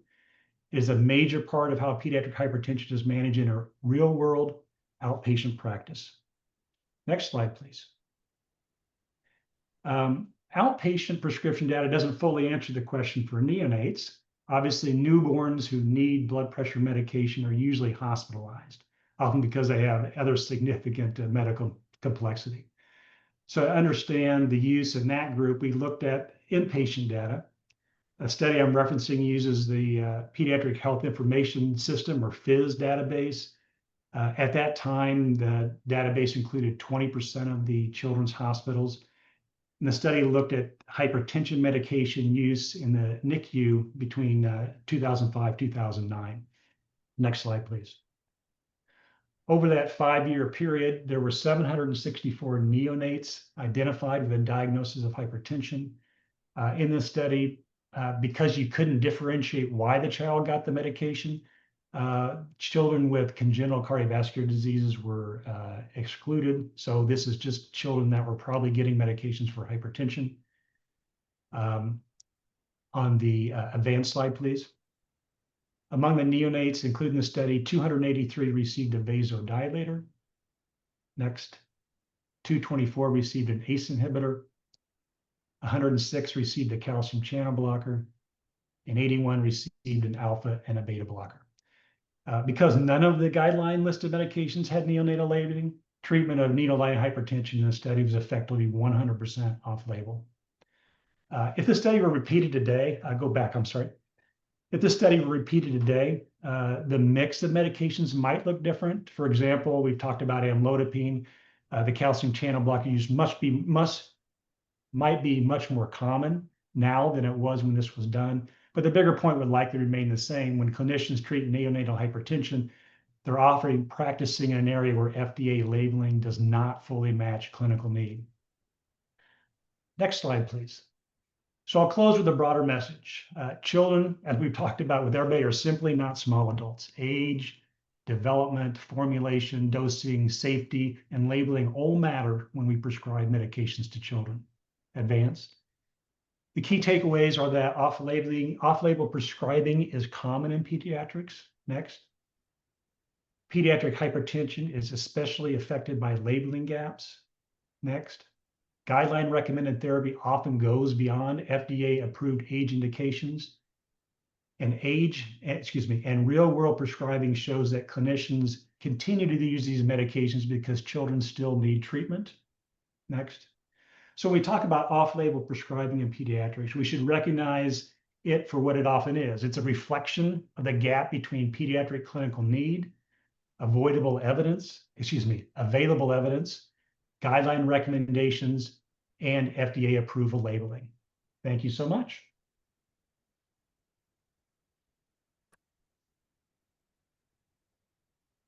Thank you, Dr. Blowey. Our next speaker is Dr. Rachel Meyers. She is a clinical professor at the Ernest School of Pharmacy at Rutgers University and a pediatric clinical pharmacist at Cooperman-Barnabas Medical Center in Livingston, New Jersey. Dr. Meyers will be presenting on medication errors and formulation-related limitations with off-label pediatric prescribing. Okay, thank you so much, and thank you for having me. I just wanted to mention one thing related to the previous talk that just sort of triggered a thought that I had, and that's that when we're using these medications off-label, we also have to think about patient accessibility. And one issue that we sometimes see in pediatrics is that if a product is not labeled for pediatrics and we send a patient home on it, oftentimes if it's very expensive, patients don't qualify for those patient assistance programs. If it's not labeled in pediatrics, the company is not going to provide that patient assistance program. So we see issues with accessibility, and then we end up having to change therapy because the patient can't afford that medication when they get home. So we do have to think about that. So once again, let's see if this works. There we go. Okay, so my task here is to talk about medication errors and also dosage forms and how those affect how we can give these medications to kids. I just want to start by saying when I was a very young pharmacist, still in my pharmacy residency training, the first time I said no to a physician was with a hydralazine order for a NICU baby. I got an order for a discontinuation of oral hydralazine, and the resident wrote to change it to IV hydralazine. Clearly, the blood pressure was an issue because they wrote for an increase in dose, but they doubled the oral dose and wanted to give it IV. And I think most people in the room here know that oral and IV hydralazine are not equivalent dosing, not even close. So that was going to equate to a very multitude higher dose. And I called the resident and I explained, this is not a correct conversion. This is not safe. And she told me, no, this was the overnight residence order and she's not going to change it. And so I told her, well, then I'm not filling it because this is not safe for this baby. And I was shaking because it was the first time I said no to a physician. But I'm glad I did. I told her the dose would be appropriate. I told her to talk to her attending, and 10 minutes later, I got the order that I had suggested, hopefully with the attending's input. Anyway, so medication errors are real and dosing errors happen. All right, so I looked back, like, what is the data in cardiovascular medication errors in kids? This unfortunately is from 2009, so we're talking almost 20-year-old data at this point, and really a lot has changed in that time frame. We have a lot more liquids available to us, so we sort of have to take this data with a grain of salt. So looking at medication errors that have happened in kids, the blue is our A, no error, capacity for error. B is an error but didn't reach the patient, but you can see that C error is that lime green section there. So errors that reach the patient but didn't result in harm. But then you do have some that did reach the patient in required monitoring or did cause harm. So these errors were happening. So if you broke it down, where did it happen, that error node? And you can see that close to half were in administration, okay, of the medication. So what was happening there? So we broke down the administering errors, and that was mostly quantity errors, meaning they were given an extra dose, an improper dose, omission, a prescribing error. So lots of things happening there. So what I wanted to look at quickly, and I know this has been discussed a bit this morning already, but really focusing on dosage forms. Where are we now? So I took a little snapshot of sort of our most commonly used medications in kids. And what I want to point out here is I looked at the dosage forms. And what's interesting is we really do have some discrepancies here in that, notice, for example, with valsartan is approved with tablets down to a year of age, but the oral solution is only approved down to age 6. So what do you think happens when an oral solution gets approved in that 1 year to 6 year age group? We're not using the tablets anymore, right? Because it's just, we're going to use the most convenient thing. Also, clonidine, which has long been available as an extended release tablet and liquid in children for ADHD. We finally now this year got a clonidine liquid approved for hypertension, but it's approved only in adults. Immediately, we are using it in children, right? So this goes back to that off-label use and that we are doing the best we can for the patients that we have with the tools that we have available. So again, this off-label use is happening, and it's not necessarily wrong. We're just trying to do the best we can. But it does bring about some risks. You know, several years ago, spironolactone came out as a liquid, also only for adults originally. Immediately started using it in children and in NICUs. And that was an interesting one because the conversion between the compounded product that we had been using and the commercially available product, they were not 1-to-1, right? It was about an 80% difference, or 20% difference, I should say, between the two products. So it wasn't exact conversion, but guess what? Spironolactone is on the NIOSH list of hazardous drugs. So if it comes commercially, we are going to use the commercial product so we don't have to, go through NIOSH precautions to compound it. So again, looking at what we have available, I wanted to break this down a little more. And so the number of antihypertensives, again, of that snapshot group, most in adults only, some in 6 and up. And as we've said, we have 3 available in that younger age group. And then looking at the dosage forms, 6 were available as solid dosage forms only, and then 6 is solid and liquid. But again, looking at the ages, it doesn't always match up the liquid with what we need in those younger kids. So what do we do in practice when we don't have a liquid? We'll use tablets, right? We tell patients to round to the nearest half tablet. Although I had a patient a couple of weeks ago on a medication that they were doing quarter tablets, which, when you get down to quarters, then we're talking about crumbs here, right? And it's going to be very difficult. Then we are crushing in liquid and mixing in liquid and food. Parents are doing the best they can, right, with the tools that we have. But then we have to ask, do the families have access to an appropriate pill splitter or crusher? Happens occasionally that I will smuggle one into a family so that I know and I feel comfortable that they have a good one on their way out the door. And how are we administering this to infants, right? That age group is really tough because a lot of times, especially under that 4 to 6 month age, less than that, right? They're only eating breast milk and formula, right? They're not eating solid. So how are we administering it? Are you mixing it in their bottle? Is it going to be able to get through the nipple, right? We've had this issue a lot where then I have the nurses cutting the nipples to make it a little bit bigger, and it gets really tricky. And what volume are the parents mixing it in, right? Making sure they're not putting it in an entire bottle and then the baby doesn't finish it, right? This is where the nurses are superstars, right?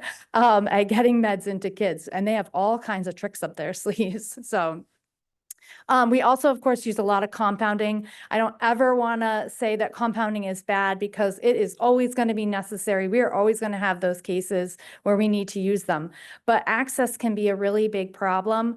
Compounding pharmacies are not on every corner, and how they charge is different per pharmacy. Some of them just charge cash, and they tell the patients that they just, have to file a claim with their insurance companies. And anybody who's ever filed a claim with their insurance company, I think we know that that is not the easiest process in the world.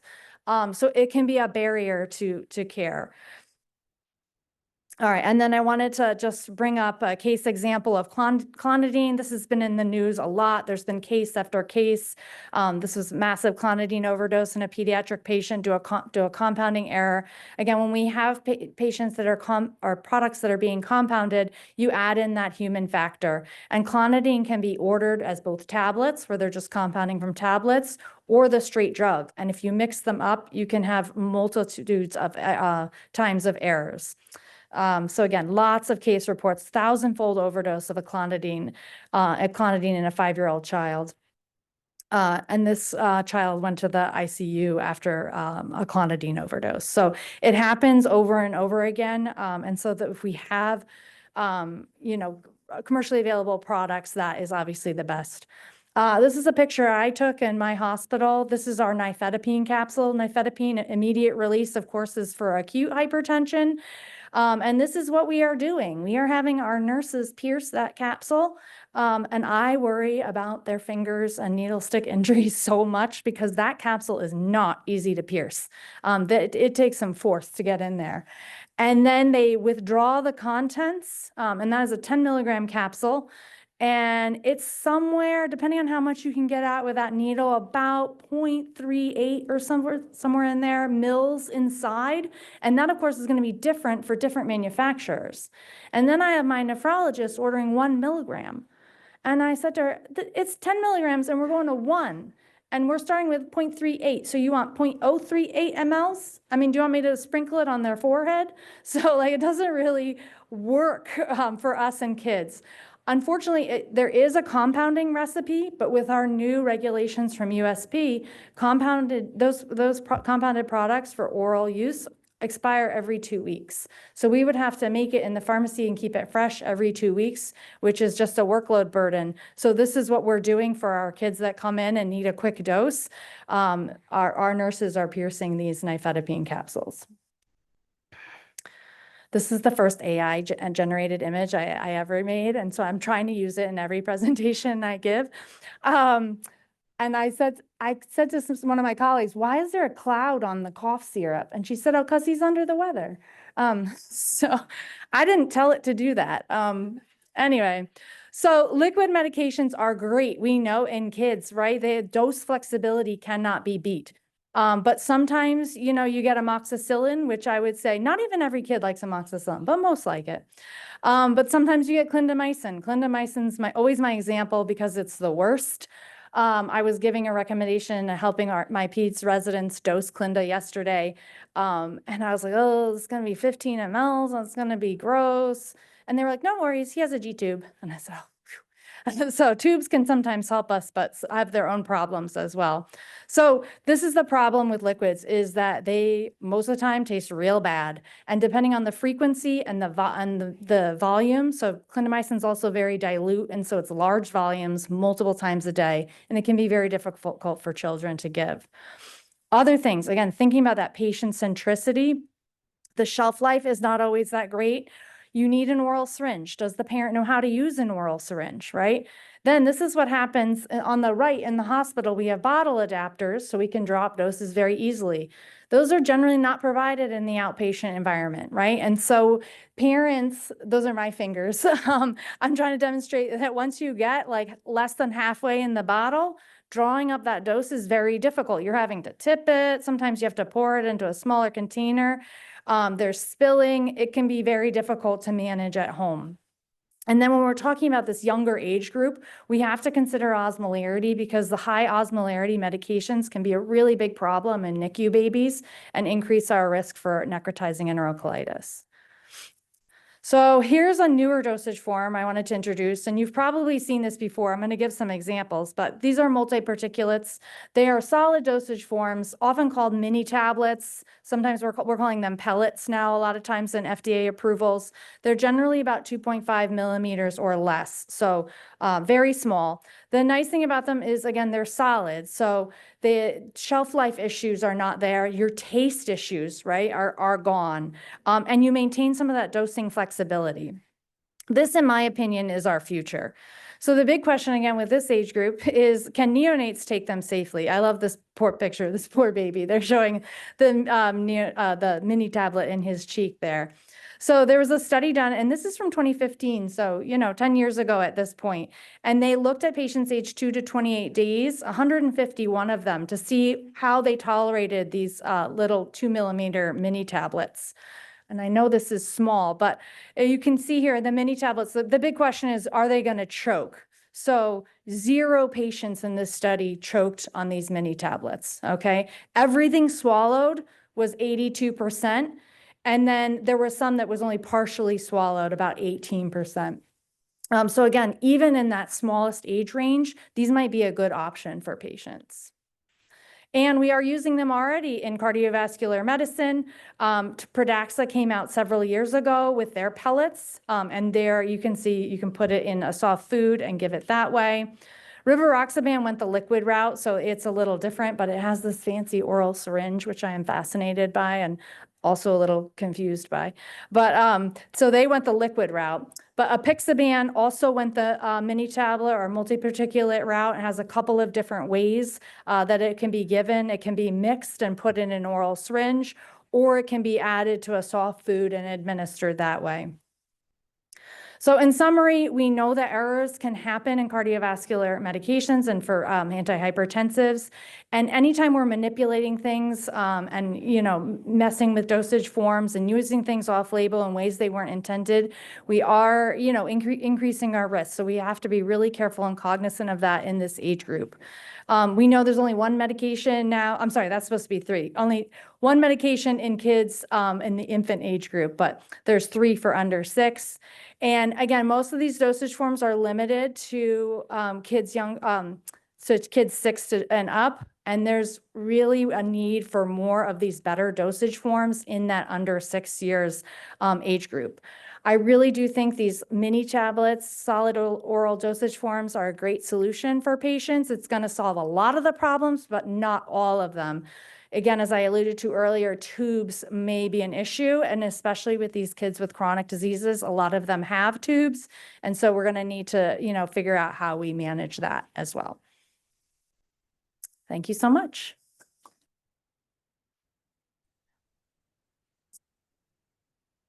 Thank you so much. Our last speaker for this session is Dr. Lourdes Chavez.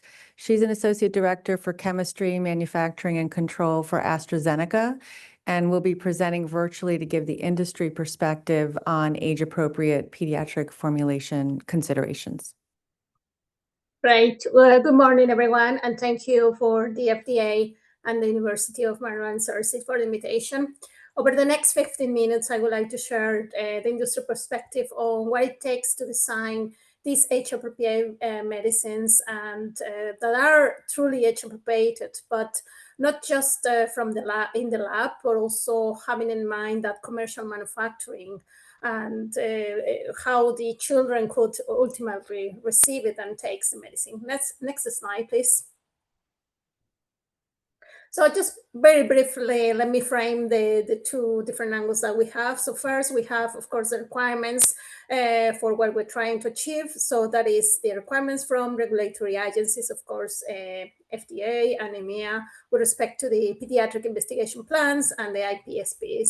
So, of course, we need to develop these medicines, which are high quality, ethically researched and authorized appropriately, with the view of having 2 things here. So it includes kind of a taste masking approaches and make these medicines compatible with different ways of administrations, such as medical devices, but also stability into the soft foods or drinks, which is an additional ways of administrations as well. So from the industry perspective, sorry, previous slide, please.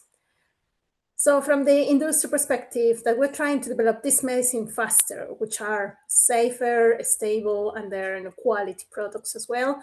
So the average timeline for getting these medicines approved is 9 years in the US. So we're trying to reduce that cycle as well. But also having this, as I said, reaching to the patients quicker and in a safer way. So just a comment to note, 50 to 70% of the disease, of the rare disease are affected in children. And as we've been hearing during this morning with our pediatric formulations, there is limited assurance that medicines can be safely and accurately administered to children as well. So next slide, please. So just very briefly, what we are trying to attempt when we develop these commercial formulations, it's how do we design it? And this is not just one single angle, but also it's an integrated strategy approach with combining, of course, science, risk-based, and in-model or in silico models with the aim to identify quickly critical quality attributes and provide that control strategy that would define our robust product packaging and manufacturing as well. So we quickly need as well to establish this quality target product profile, which is focusing on the route of administration, the age, the dosage form, and of course the deliverable systems here.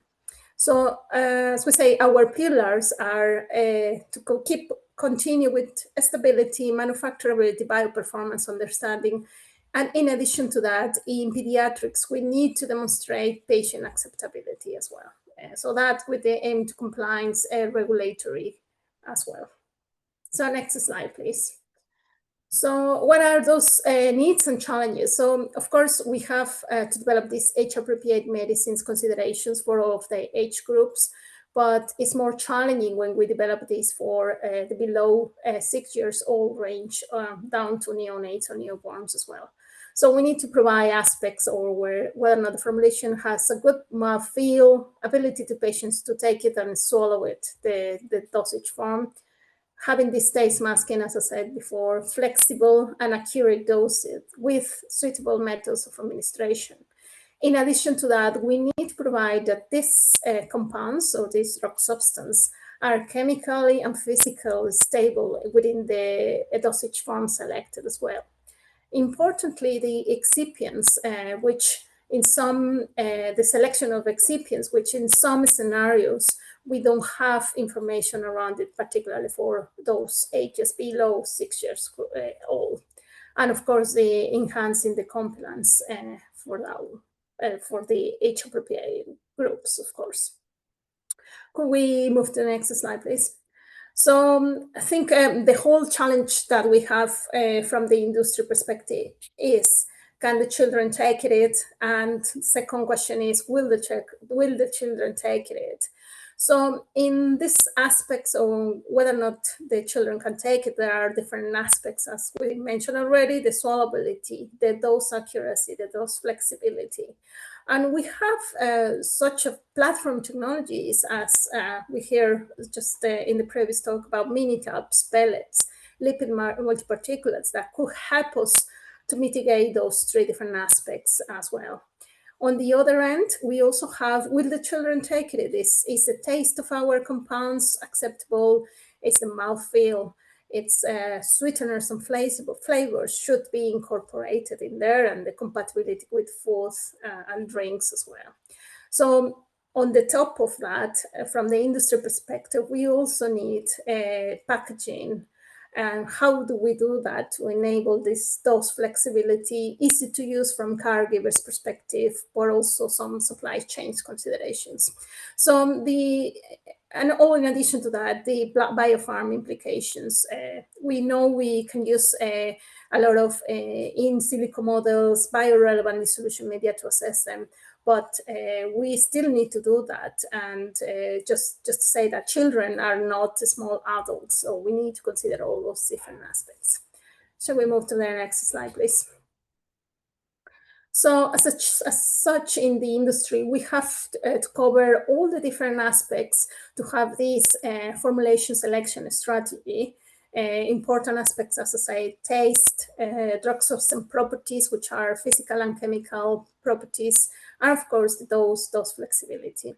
So what we have to, as well as additional considerations, is minimize the need for manipulation by the end users, that's mainly the caregiver, and prevent some of the dose inaccuracies as well. And more importantly, from our perspective, is this commercially viable as well? So next slide, please. Beyond this core design, we also, in some scenarios, we also need to provide a compatibility with nasogastric and nasojejunal administration. So, and that entitles a lot of comprehensive work on what could be done with respect to size, length of the nasogastric line, how do we disperse the dosage form, etc. And of course, the ability to not to impact the dosage form performance by using this, and the variability in physiology, so that is pH, transit, etc. In addition to that, we have those marketing specific requirements for developing countries, so where they need potable water for reconstitution, so that can be a barrier. We also would like to have a platform that is neutral, so we don't have preservatives or excipients that minimize that and reduce the need for cold chain storage. Next slide, please. So as we know, as we've been hearing this morning, defining the pediatric demographics, children are a very diverse population. So if we look at the ICH-11 definition, there's wide populations where we should cover. They have changes in rapid, in body weight and body surface area as well. So there's changes we need to entitle, and that requires specific dose adjustments and the formulation strategy to be in place here. On the other side, we also have these age-related changes to the metabolism, and that's important to consider. For instance, in newborns, we could have unexpected adverse reactions there, and so therefore we need to establish this clinical data, accurate dosing early on, where possible. And of course, we heavily rely on PK modeling, but sometimes it's so challenging to have those approximations and the dose adjustment required across the age groups, and if the treatment is in a chronic phase as well. Next slide, please. So in this slide, I just wanted to have a picture of what is currently recommendation from MEA and FDA guidelines on the left-hand side, with all the different routes of administration across the age groups. So it's important to highlight that we have much more complex developing dosage forms from early for younger populations, so newborns. So if we move to the right-hand side, or let's say to the older populations, that complexity started to disappear. Regardless that, we have done a lot of revisiting in terms of what is it the formulations currently suitable. So it's not limited to oral, but it's more limited to what we're currently looking at, platform technologies to mitigate those different aspects I already mentioned. And this oral formulation reviews just came out just recently. It's focusing on the type of formulations that are available at the point of labeling. So still remaining liquid formulations, solid formulations, where we have a series of different aspects like powder, granules, pellets, mini tabs, etc., across the different age groups. So that's very good as well to hear. So next slide, please. So I'm not covering all the different aspects between liquids, oral suspensions, oral solutions, as you might be familiar in the personal aspects where would you administer this type of formulations. But some considerations here are definitely the stability, the excipients as preservatives, sweeteners, and flavors. They require to be in this formulation, so that's a challenge. Taste and the large dose volumes as well. And then on the other hand, I've been talking about multi-particulates, mini tabs, pellets, etc. So we have much more considerations there. with respect to the administration, but also how do we administer. So we have devices, but they are not there yet, so still a gap to provide that full dose flexibility. Next slide, please. As we've been saying, excipients are not inherently inert to children, so they are high risk associated to toxicity. And some common adult excipients that we use in those formulations can be accumulated dangerously in some of the organs for younger populations and could impact drastically as well. So excipients can also be taste, and with that bitterness even for the formulation. So for that, as an industry, we need to be very careful when we select the justification for every single excipients, and also based on age group. So neonates, for instance, there's a lack of precedence typically. So we sometimes need to go down to the route of juvenile toxicity studies if we require it due to that lack of information in neonates. So that's very important that we utilize the excipients that are commonly available and to somehow minimize the use of new or non-precedent excipients in pediatric populations. Next slide, please. So we've been saying about this taste acceptability and palatability for these dosage forms as well. So the requirement for these aspects is that it's the overall ability and willingness for the patient to use and the caregiver to administer this medicine as intended. So this is the guidance, but for us in the industry, the key questions are how bitter is the compound, how we can achieve this, and what are the reliable in vivo and in vitro techniques that we can use to assess this. So there are in vitro techniques that we can use, regardless. It's missing the translation between what we know in vitro might not be representative of what we have in vivo. And also we have taste preference in different regions that we need to mitigate as well. And finally, if we use questionnaires in adult clinical studies, that cannot be translated to pediatric population either. So, however, at the industry, and particularly in AstraZeneca, we're looking to mitigate and do this diligence to understand our compounds' properties and how we do taste masking if we needed to. Next slide, please. So we have taste masking technologies that we could achieve. Some of them are hard to implement at the industry level, but we also have the traditional methods, sweeteners and flavors to be used, but that comes with a limitation as well. On the other hand, we also can administer soft foods and vehicles, but we need to ensure that comprehensive stability studies across the different food types and temperatures.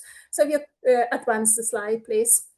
So we need to establish clear guidelines for that food compatibility, and I just extract an example. Click next, please.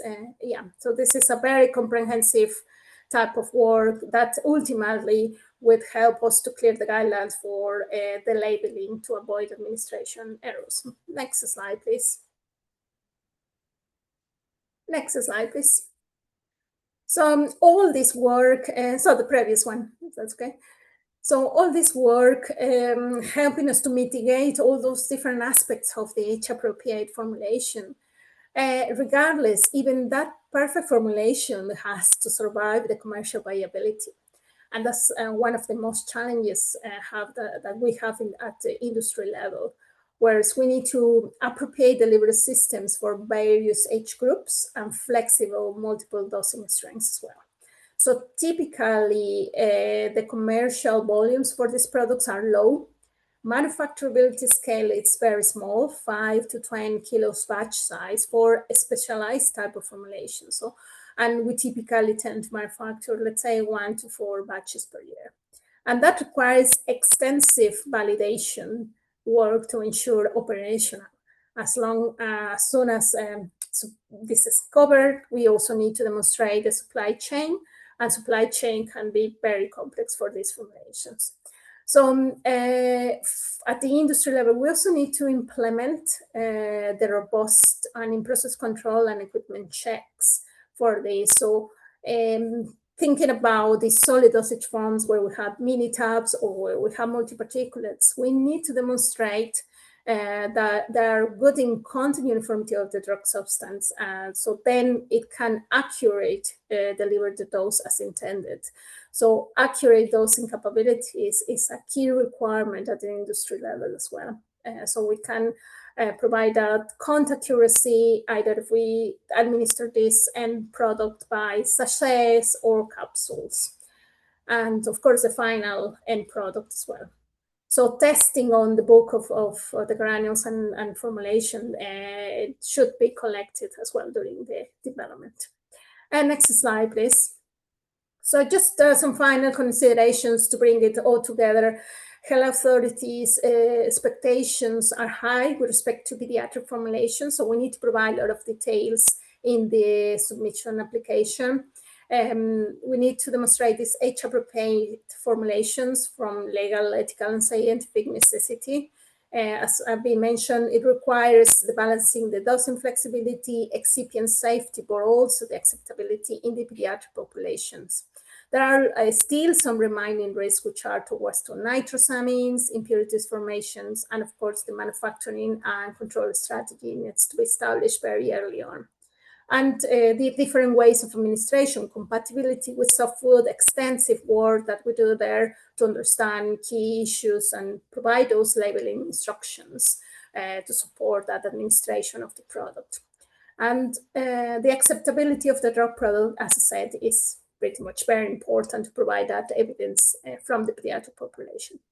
And finally, one thing I was just considering is this technological innovations continue to evolve regardless implementation at the industry level and still quite a challenge. So we still working together to make those accessible as well. So with that, I will conclude my presentation. Thank you very much for your attention. I will be glad to take any questions and look forward to the discussion about the next session. Thank you. Thank you so much, Dr. Chavez. We're going to segue now to the panel discussion portion of this session. I'd like to first just thank all of the presenters for their presentations today to help inform the discussion that we're going to have. I'd like to invite our virtual presenters to please come on camera and invite our presenters in the room to come forward for our panel discussion. They're going to also be joined by Dr. Mistry and by Dr. Fraz Ismet. Dr. Ismet is a pediatric cardiologist who serves as an industry consultant specializing in clinical development and is here today on behalf of Mineralis Therapeutics.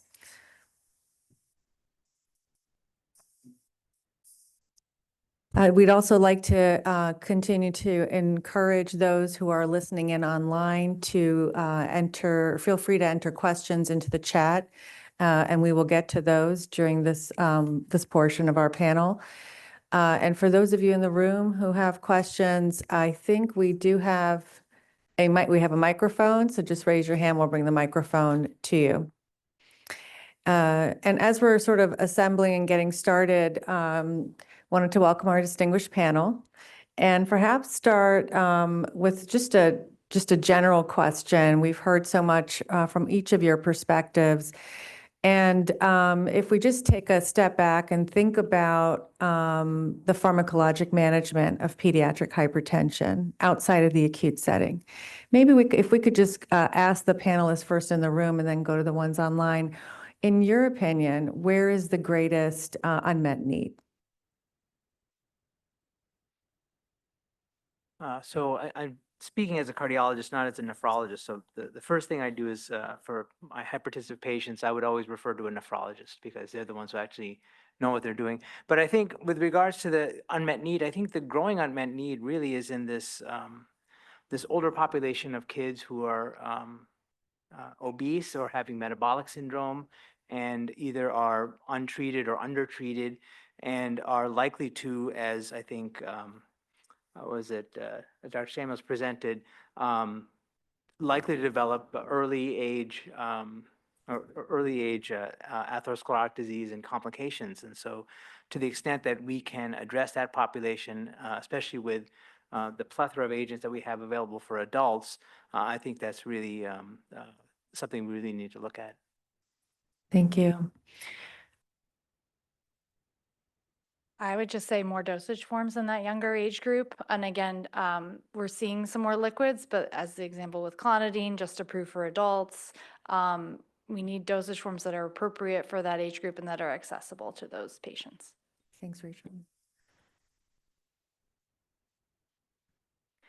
Yeah, I agree with Rachel. I mean, I think there are, as we saw from the presentations, huge gaps in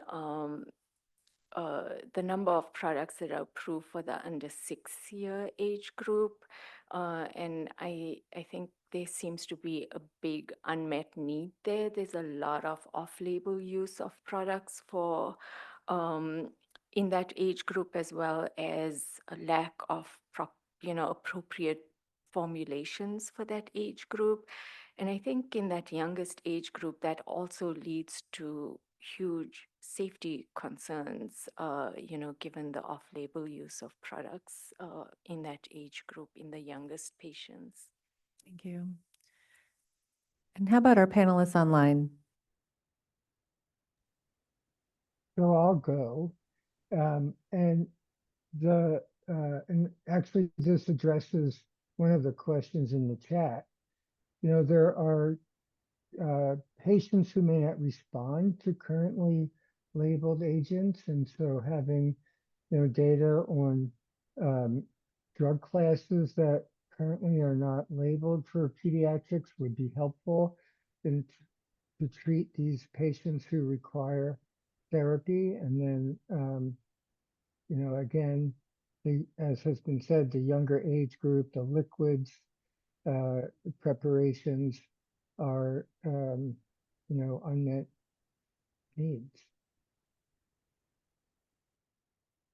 Thank you. Yeah, I'll add one other thing. I think that, we talked about endpoints and blood pressure lowering being one of them. I think from a clinician, it would be nice if we had some other surrogate marker endpoints that, relate to outcome. So is one drug better than another in reducing LVH, et cetera? So that would be on my wish list. Thanks, Doug. Yeah, and I will continue comment on the safetiness of the excipients that we need to use in those formulations, particularly for the younger age groups where we have a gap there. So it's a challenge for us to provide a dosage form that is safe for those patients, and also with some of the gaps with some not precedent excipients that we can use. That's a limitation as well from our perspective, and also how we can assess that quicker. So we have consortiums in place that can help us to mitigate some of those gaps, but we are getting there. I provided a full picture on the age appropriateness of the formulations, and we do as much as to provide a quality drug product. Thank you. Just want to take a pause and see if there's any online questions that we could address. We do have several questions. A couple were directed to Josh, and I don't think he's online currently. So we'll check with him to see if he's gonna join us again. So we'll go to a more general question. Why do we need more antihypertensives in pediatric patients? What is missing from the current repertoire?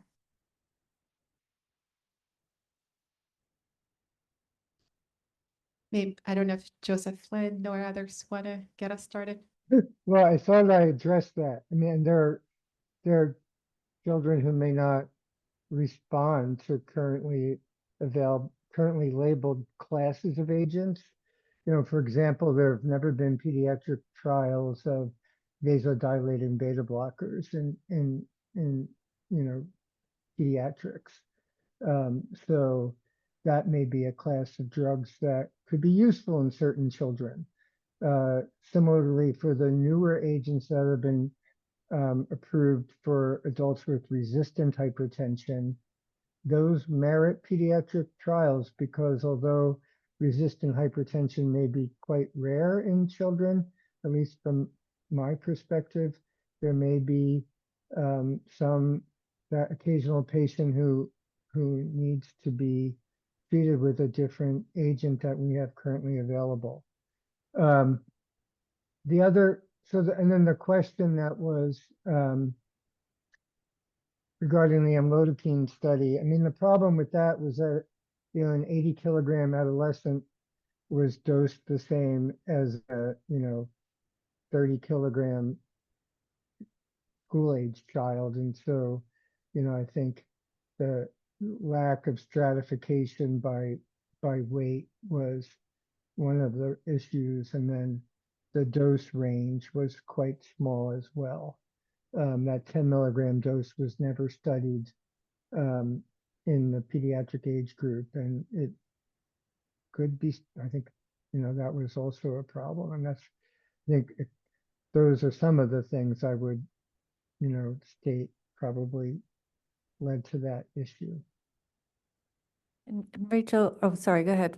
What were you So going to just say? in regards to that question about the need for new agents or different agents in pediatrics, I would probably flip that question around and ask the question, why isn't it the case that it's not automatically considered that any drug that's available for adults is not similarly available for children? I really, honestly, that question kind of upsets me a little bit that someone would even bother asking. And I had a short conversation about this earlier before the meeting started. This has to do with the harmonization, and maybe this question will come up, but I really do appreciate the fact that FDA does indeed make it a point to have companies develop formulations and have development plans for children. That's not the case in every jurisdiction around the world, and I think that that's something that needs to be considered. Thank you. Rachel, you were going to say something as well. I was just going to say that there's a lot of drugs that are on the market now that don't have appropriate dosage forms in that under 6. And so maybe we need to explore that more. Although I agree with what Dr. Flynn was saying, that there are going to be some patients who need these newer drugs. But, some of these drugs like nifedipine, for example, the XL formulation, we really don't use that except in our big teenagers because they're gigantic and you can't crush them. And so if we had a better formulation for younger kids, maybe that would work well. I would like to bring some perspective from industry. There's some commercial available formulations for specific diseases. So currently, it's called selumetinib granules. So we have 2 different presentations for patients above 6 years old and below 6 years old, where we have developed multi-particulates formulations that can be administered to younger populations. And that's just an example of how we can do to develop formulations which are age appropriate. Regardless that, I still see the difficulties that we could experience with specifically lower doses that we will require for those very young populations as well, and the limitations to manufacturably, reproducibly produce these products in a robust way. And that's one of the potential limitations that we come with when we design these dosage forms as well for patients groups below 6 years old. Question in the room? This is Tammy Beatty, and so I just wanted to add a little bit more to the discussion, and I'm sorry for the background noise, but so I agree with everything that the panel has been talking or talking about in terms of why we need more medications in this age group. But something I wanted to add to that is that we need not only newer agents, but within each of the classes, we need more agents that have longer duration of action and that don't have interactions with food, because you're just amping up the difficulty for parents having to give medicines multiple times a day and time it away from food or consistently with food. And so that is definitely, for me in my practice, a huge limitation and barrier to helping these families achieve good blood pressure control in their children. Thank you. Next question in the room. So again, this is going to sound weird. So I want to add to the conversation and maybe pose a discussion point for the panel. You know, we talked about. Make sure I use my. We're going to try to work on that. Yes, maybe come to the front until we can fix that.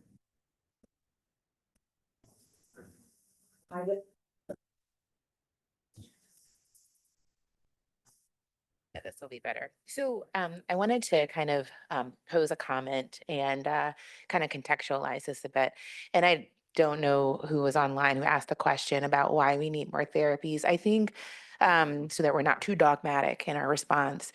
There's an understanding in terms of practice that getting to the diagnosis of hypertension is not so easy. So let's just, we'll state the elephant in the room. White coat hypertension is quite common. Measurement of blood pressure is often done poorly in primary care and elsewhere. And I will say even in subspecialty care, it is done poorly.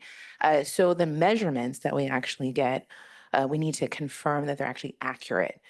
So if someone's in practice and they're experiencing this on a regular basis, their comment is, well, how many people actually have this condition? So once you get past the diagnosis, obviously there needs to be confirmation. Well, confirmation is also challenging because you need ambulatory blood pressure monitoring. So Josh, who's not on the call, they have 30 devices. We at Meyers have 30 devices. Many places do not. So then once you get past that level, then we have other frameworks to think about. And I think we've had discussions about who has hypertension. A lot of our kids have dysfunctional adiposity. So about 2 years ago, within the American Heart Association, we released a framework, the cardiovascular kidney metabolic syndrome. Begins with dysfunctional adiposity. It extends into hypertriglyceridemia, elevated blood pressure, CKD, subclinical organ damage, and then clinical disease. And so when we talk about endpoints, I think we also need to think about comprehensive composite endpoints that also address these other organ systems. So it's more of a comment maybe than a question, but I do agree with other statements that once in fact we do get to a child who has a hypertension diagnosis that's been confirmed, that has not been controlled, and again, we've accounted for the fact that they're actually taking the medication as prescribed. So we take that percentage of kids out, then you get to the ones who actually aren't responding. And that's the group we need to focus on. And that's the group that when we're thinking about formulations and mechanisms and additional therapies and who actually has treatment-resistant hypertension, I think those are the things we need to highlight. Thank you. Go ahead, Rachel. I just wanted to add to that with kind of a specific example, but I practice in all peds, so I see all the specialties. And there's a drug that we use in neurology for infantile spasms called Acthar gel, ACTH. And it is obviously not a steroid itself, it's a steroid precursor, but it is basically the most highly potent steroid you can give. And one of the monitoring parameters is blood pressure. And we are giving this to infants and very young children. And the nurse practitioner and the neurologists are always asking me, how are we going to monitor this at home? And the parents are buying blood pressure monitors on Amazon. And of course, they are for adults and then trying to fit it on their 8-month-old's arm. And there's nothing that we can do. We have a nurse come out to the home once a week, based on if insurance will cover. And so we can't even necessarily know what's happening. And frankly, the neurologist is very concerned with the seizures and not necessarily the blood pressure. And they're on this therapy, for a few months, and we don't know what it's doing because we can't even diagnose it. So, yeah. Thanks, Rachel. Next, a couple questions in the room, please. I think you may have to, we're trying to fix the mic, but in the meantime, if you could come to the front, that would be great. I agree with your comment about the effect of looking at the patient. Now we are into precision medicine. Earlier we saw the number of patients with hypertension, pediatric patients with hypertension is increasing. And certainly that's also correlated with increased obesity in children. So I think now we have good antihypertensive, we have ACE inhibitors, RAS blockade in general, but there are compounds nowadays that may help those kids. So when we look at the patient, as you mentioned earlier, we need to see what would be the need of this patient, how should we treat this patient? And I think we need to look at some of the newer compounds to add to our existing. Thank you. Tammy, you had a follow-up?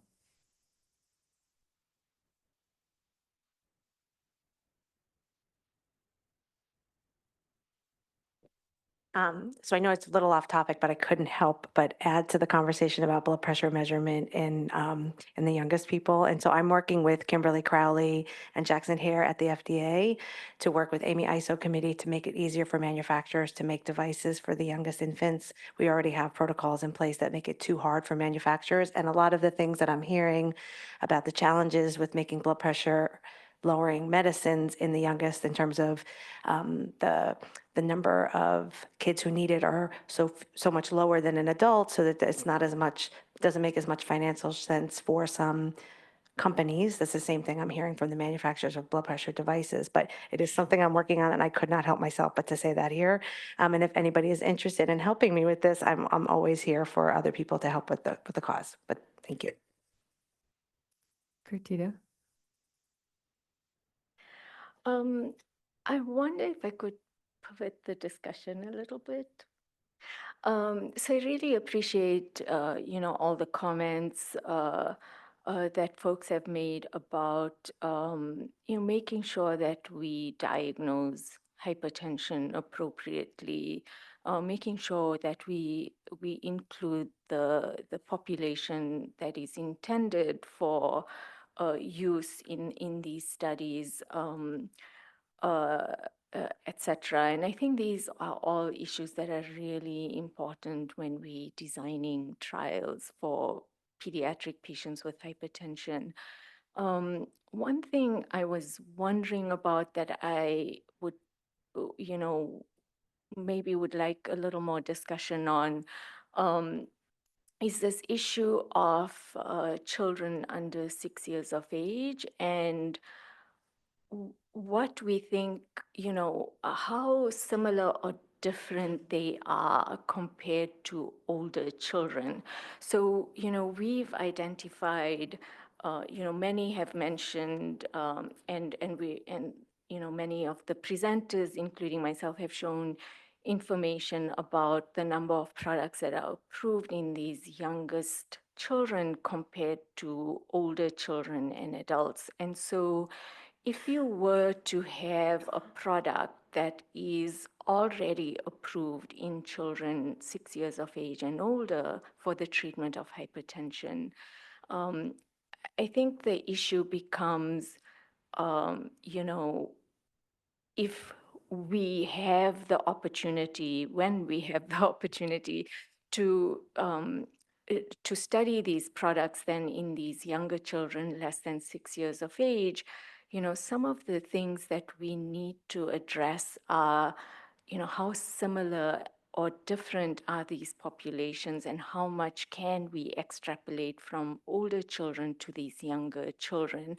And so I'm wondering if we could maybe have more of a discussion about that, because that is going to help us to determine what we're going to need from a pediatric trial of hypertension and, in these younger kids. So maybe I'm wondering if I can maybe start by addressing this question to the clinicians in the room as well as online. Maybe Dr. Flynn or Dr. Blowey, if one of you want to start. Thank you.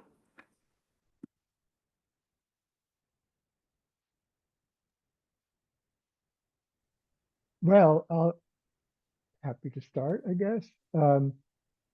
They have different causes of hypertension than older children.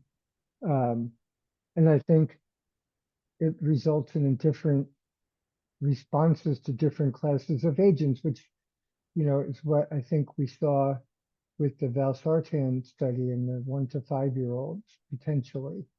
But because a child who has, underlying chronic kidney disease most likely has hypertension that's renin mediated, perhaps with some volume overload. And while those processes are probably also at work in an adolescent, they may not be as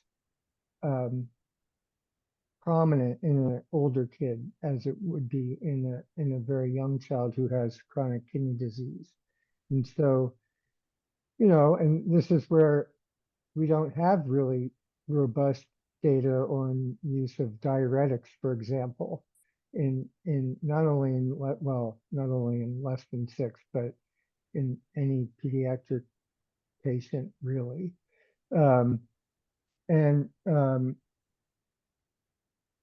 So I think to me that's the big difference. And then yes, the measurement issue is an issue, but which can be harder to overcome sometimes. But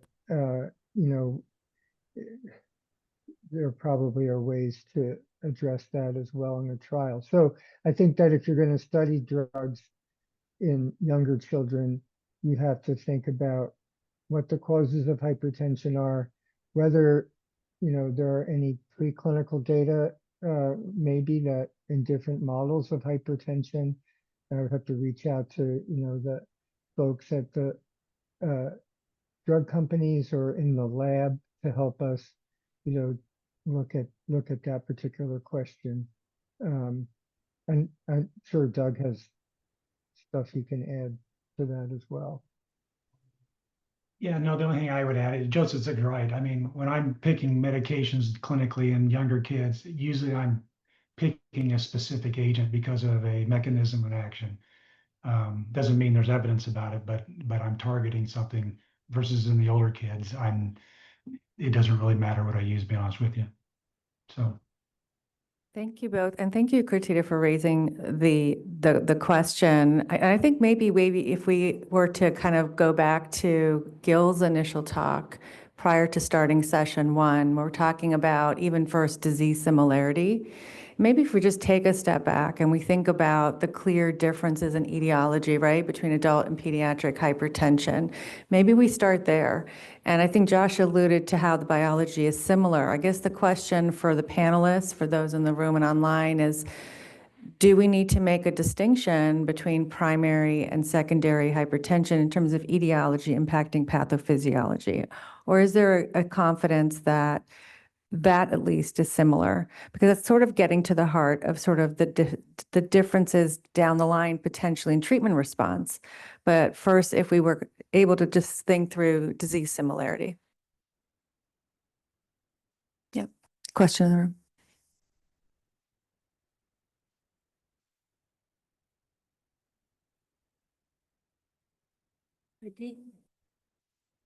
I did the pediatric hypertension trial for enalapril, lisinopril, and losartan. And when we look at our databases, and these are in children from 6 to 18 years of age, and that was many years ago. And majority of those kids had underlying kidney disease. And we know essential hypertension, the old essential hypertension, you see that about 6 years of age. But when we look at our population, majority of them had underlying kidney disease. I guess, but when we look at the younger kids, when we did the PK/PD studies in younger age, almost all of them had underlying kidney disease. So there's a similarity between younger age and older age group, at least from this clinical trial that I've done. Thank you. Russ? I think for the purposes of drug development and the consideration of getting these drugs move forward, I would not differentiate between primary and secondary, because What we're concerned about are the implications of the blood pressure per se. Obviously, if there's a secondary cause, we want to try to address it to the degree possible. Interestingly, I've read in different places where obesity associated hypertension is either considered primary or secondary, depending on how you look at it. And so, and it's been discussed in such language at this panel. And so to that end, I would suggest that, again, I would just look at blood pressure independent of the cause. Of course, we need to consider that when it comes to selection of medicines from a clinical standpoint, but from a development standpoint, I just want to make sure that it's effective and safe. And I think to some extent, the safety question in the younger children is a little bit of a challenge, considering that you have such a long time horizon that you have to look at. I think in a lot of ways that might be the key question, that and formulation, of course. Yeah. Question in the room.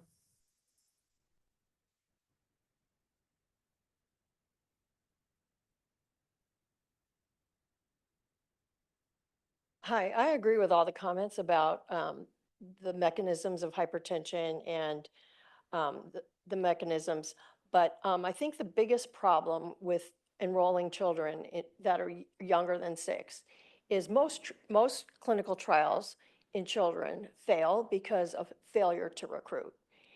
And that is the biggest issue, because they're children under 6, they're less available because it's not as prevalent. IRBs and parents they may be more amenable to placebo in older children, but they are not amenable to placebo in younger children. Younger children cannot consent, and they put up a fuss, and parents put up a fuss with multiple blood sticks, which is necessary for PK studies. So it's very, very difficult to recruit a younger child into a pediatric hypertension trial. That's been my experience, and I think that's been the experience of other investigators, and it's just very difficult. So unless we can find some way of extrapolating, pulling off well-controlled trials in younger children is going to be very difficult. Thank you for your comment. I think that's really sort of meets the goals of this workshop, and we will be getting into later sessions about what those trial design options could be. And I think really the focus of this session is trying to figure out, based on everything we've heard, to what extent do we feel comfortable extrapolating based on the disease similarity? And I think from what we're hearing, thank you, Faraz, and if others on the panel or in the room disagree, that let's, primary, secondary, we can combine that. And then I think it sounds as though, Dr. Flynn, if you're talking about that etiology does matter because it could impact treatment response. Is that fair?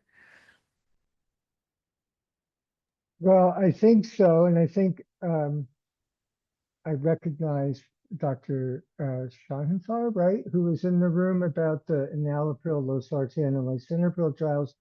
Those trials were different because they required diastolic hypertension as an entry criterion, whereas other trials have required systolic hypertension. And yes, so those trials did have a lot of children with secondary forms of hypertension, and they showed, bigger blood pressure reductions because they had children with kidney disease in them more so than other trials. So I think looking at when you're talking about trial design, even, for children, do we require diastolic blood pressure elevation, which we feel is more reflective of secondary causes, or do we require, systolic blood pressure elevation? How are we measuring the blood pressure? Are we doing auscultatory blood pressure measurements to identify the actual blood pressure levels that qualify children to be in the trial, or are we using, a solometric method, which has, issues with accuracy and, reproducibility between devices? So, I think those are some other, considerations. Thank you. I think important considerations, Khurana, and maybe you can expand on this in terms of the adult trials and their primary efficacy endpoints typically do rely on systolic blood pressure reduction as the surrogate.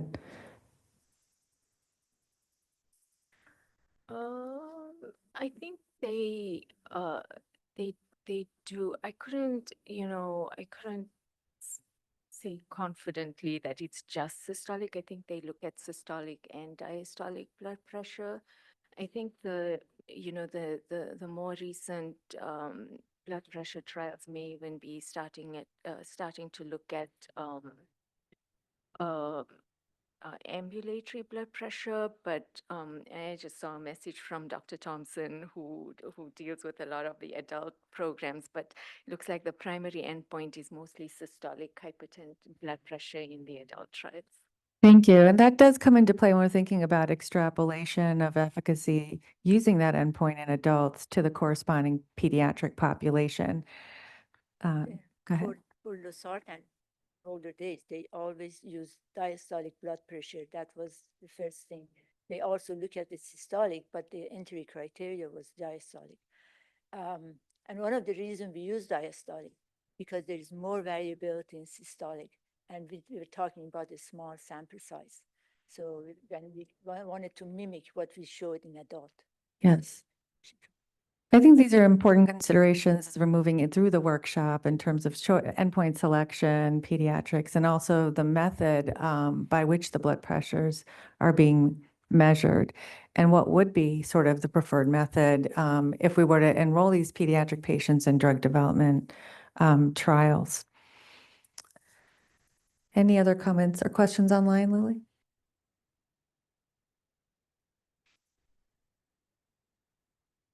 I'm just going to move here.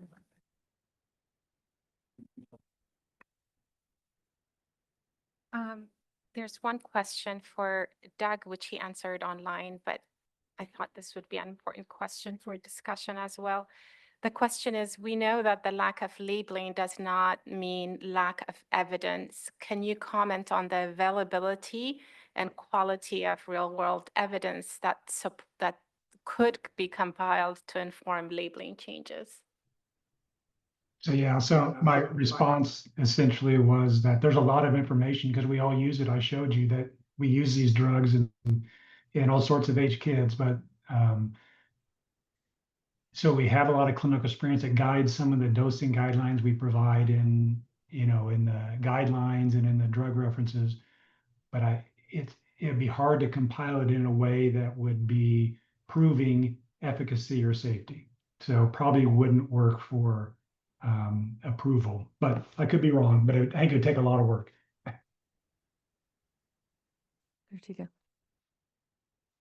But I do want to say also, though, that one of the issues with this with off-label use is that clinicians feel, or at least I get the sense that it's not perfect. There are a lot more products that have dosing recommendations in, for example, guidelines than are actually approved. And so, can some of those data be, some of the information that from off-label use be leveraged to inform, what we need in the pediatric clinical trial?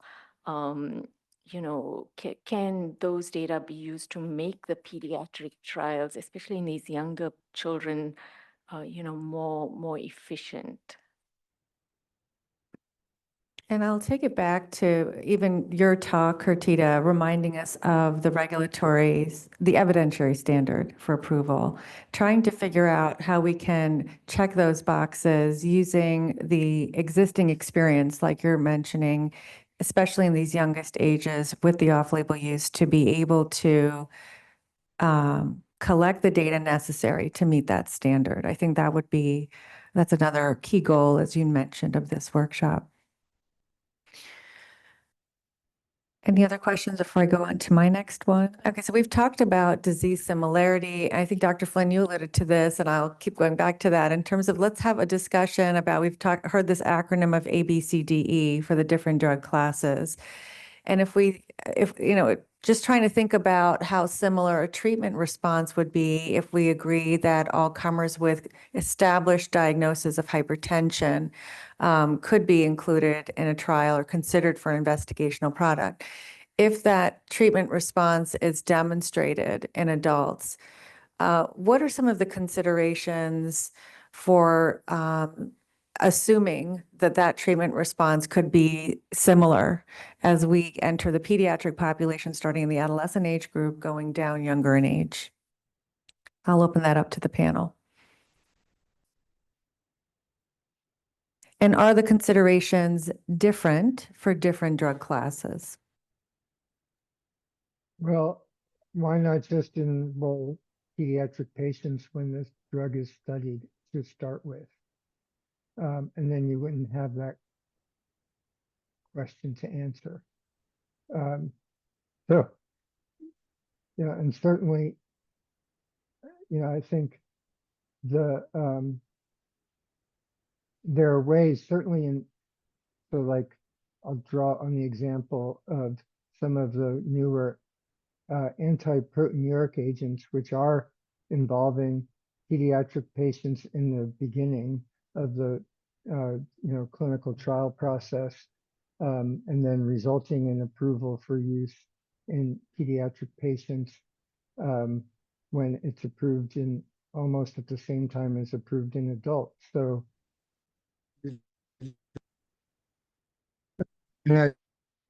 for anti-hypertensive drugs as well, perhaps starting at something like 6 or 8 years of age, and just make those kids eligible for enrollment in the study. And so that's probably not an answer to your question. It's sort of more of a question back to, FDA and industry for something to chew on. But, I think for most of the time, at least in older adolescents, and Doug, you can agree or disagree with me, you could probably say that the response is going to be similar. I really don't know anything about extrapolation. I'm really eager to learn about it from this workshop. So I am not going to make any comments on that, because that's sort of not something I know much about. Thank you. Doug, any thoughts? No, I think I would agree with Joseph's comment that in the teenagers, it's likely the same, but I really don't know, to be honest with you. Particularly if we're talking about new drugs, new mechanisms of actions, you don't know how there may be developmental physiological differences that may change. So in the older drugs, probably yes, but in newer drugs, it may not be as simple. So if we were to talk about the existing drug classes, ACE inhibitors look like they're the most commonly used based on some of the slides we saw, especially in the less than 6-year age group. Calcium channel blockers follow shortly after that. So well-established sort of mechanism of action, known pharmacology is, and clearly being used off-label for this reason. So just trying to understand, based on the known pharmacology of these drug classes, would we expect if a dose is given that might reach a systemic exposure similar to that was found to be effective in adults, that same level of drug exposure could have the blood pressure reducing effect that was observed in adults? Typically, if we have a metabolizing enzyme or something that's affecting the pharmacologic properties of the drug, that's just one example, we might have less confidence. And certainly with the youngest, that's something we typically would encounter. But I'll stop there. Go ahead, Frost. I was just going to try to extend Dr. Flynn's question a little bit. So currently, when you think about clinical trials as run, if you run a clinical trial that's largely consisting of, let's say, elderly folks, often that knowledge can be applied to younger adults, not necessarily of the same exact age group, but at least it's applied. Could you then use that knowledge in a similar way to apply to older teenagers? And how low would you go before you say, okay, now we actually have to test in this population beyond maybe just looking at PK or whatnot?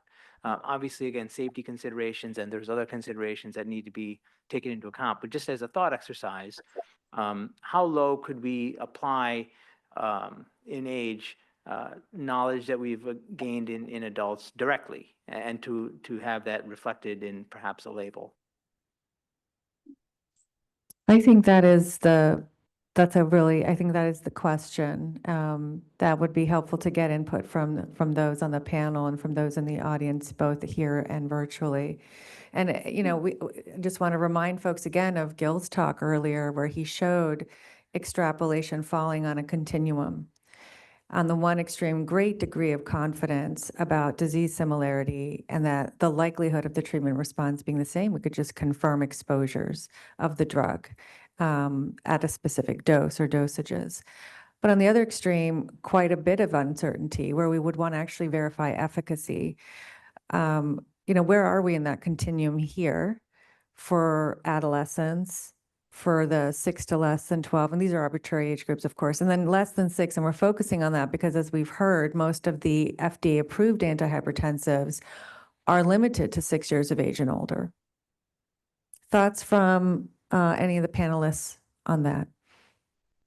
I would like to comment something related to, of course, we would like, from the industry perspective, have some PK data in older populations, alongside with some PK modeling and extrapolation. That's typically how it's covered, to try to do some assessments of potential doses for younger populations below 6 years old, definitely. So I think my colleague from AstraZeneca will present this talk later. So she will provide more insights on it as well. Regardless, that it's important to notice that differences in formulations of dosage forms need to address that as well. So a PK or a relative bioavailability study needs to be conducted to confirm there is no impact on the dosage form selected on those specific dose groups, mainly more to the doses that we're targeting for patients below 6 years old. And that's commonly done, and that's why the extensive timelines that we have when we develop these dosage forms for age-appropriate formulations. Thank you, Lourdes. And I think, I'll go back again to Kurtita's comments during your presentation. The reality is that we are seeing pediatric-friendly dosage forms being developed currently in the adult population.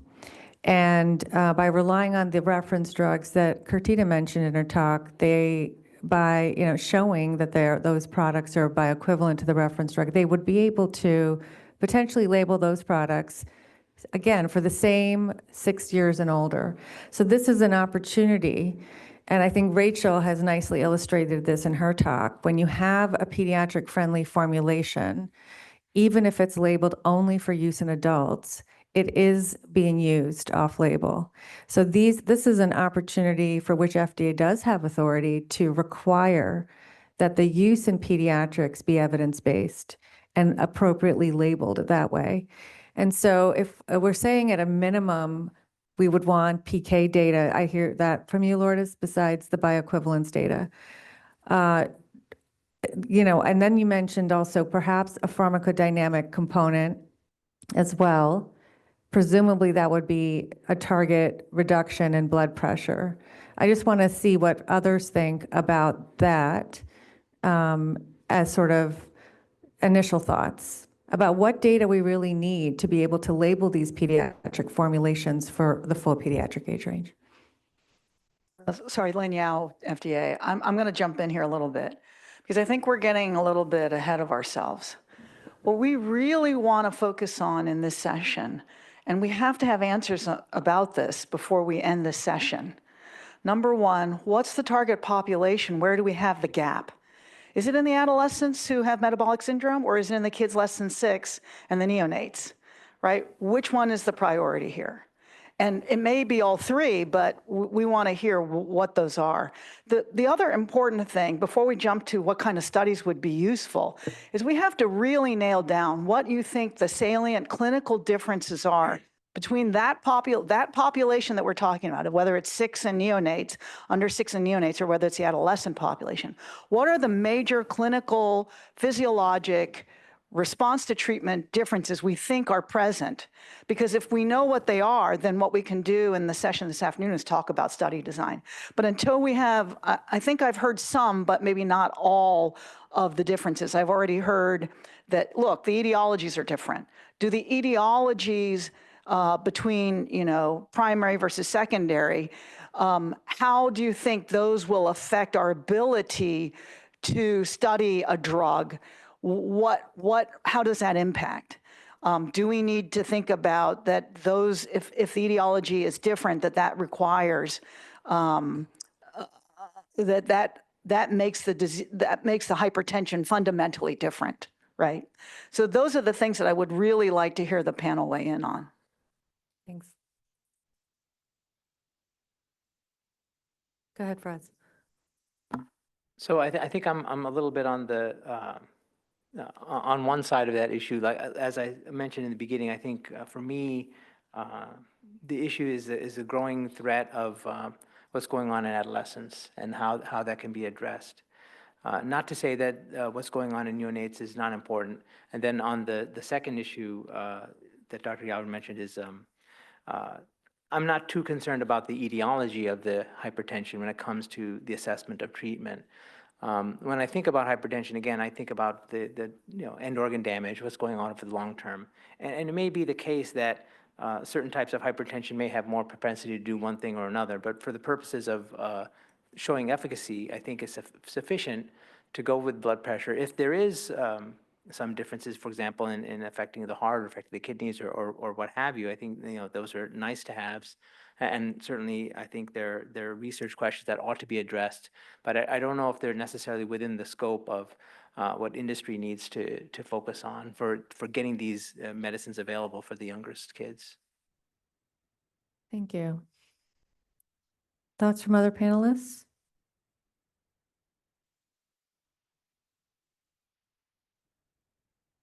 Lourdes, are you trying to make a comment? No, okay. No, sorry.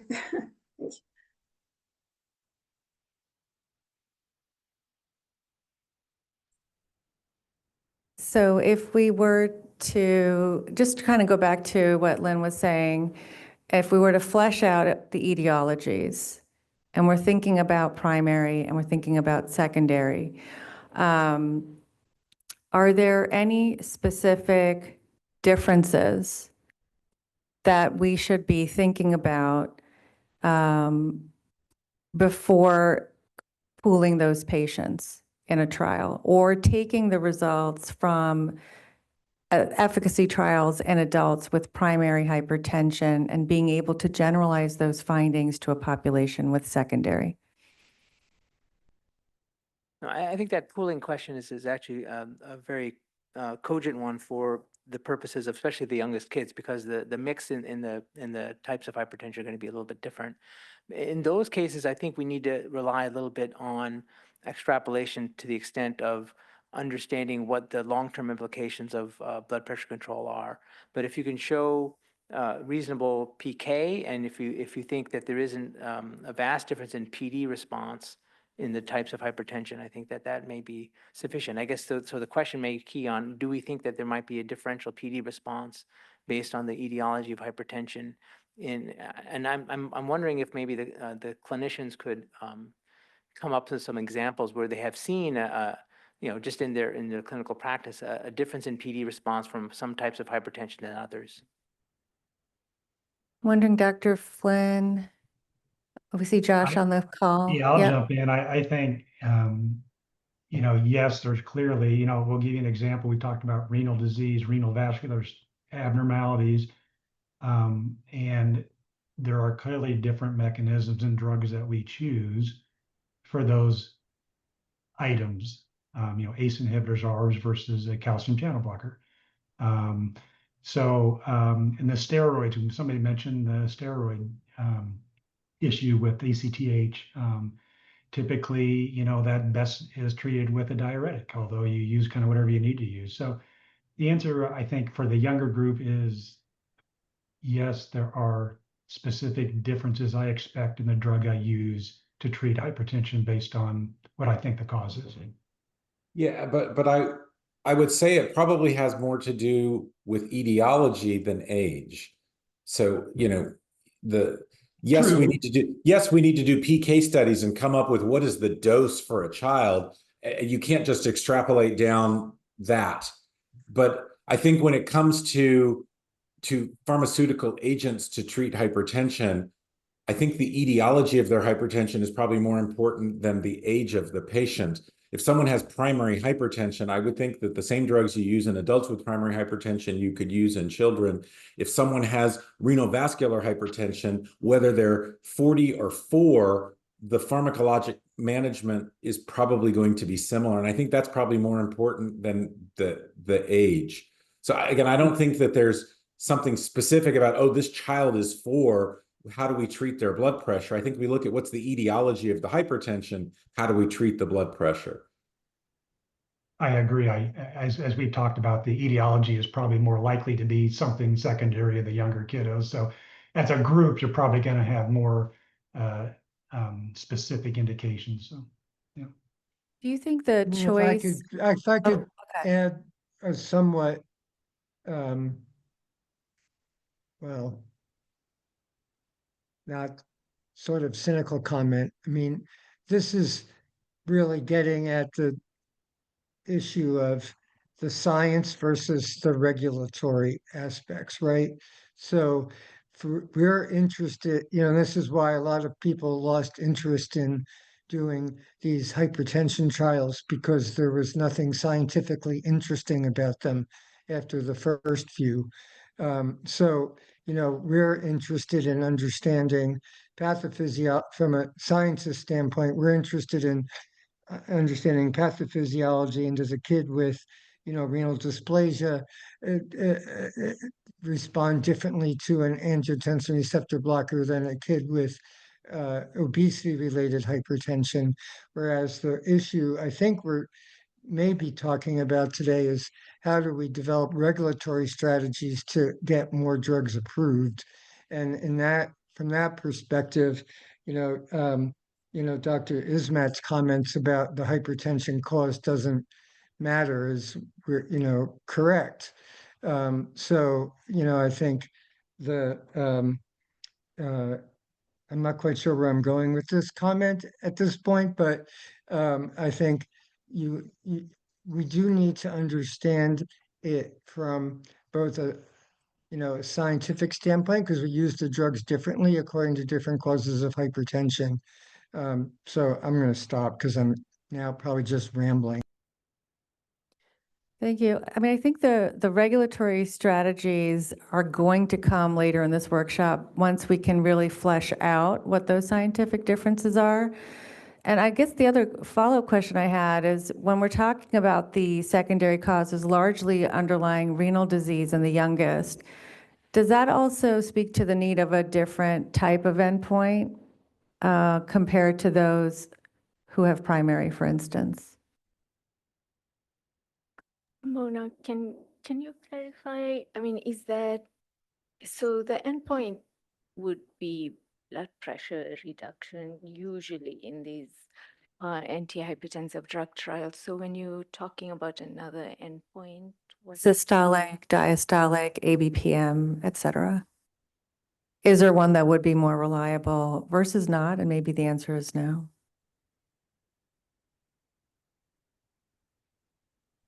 Well, I think you get into with ABPM, the variability across patients may be less, and the number of patients you need to demonstrate a difference or a reduction is going to be less than the greater variability you probably see with you know, office-based measurements. Josh probably has more information about that, but that would be my gut feeling.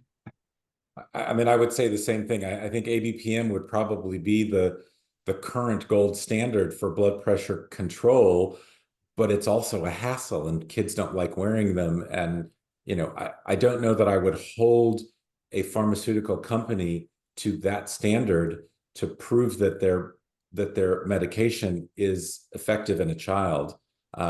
Again, you know, whatever you as the FDA regulate to show efficacy in an adult is probably going to work in a child as well. The only reason I brought it up in my talk is because I see a lot of the adult studies are now moving to home blood pressures. And I don't know that we're there yet with home blood pressures. We're working on getting normative data for home blood pressures. But, you know, you get into what's the best science versus how can we get these pharmaceuticals, you know, labeled as easily as possible. And I don't want ABPM to be a stumbling block of, oh, we can't recruit patients for this study because nobody wants to wear an ABPM at the beginning and at the middle and at the end and in a crossover and in a placebo, et cetera.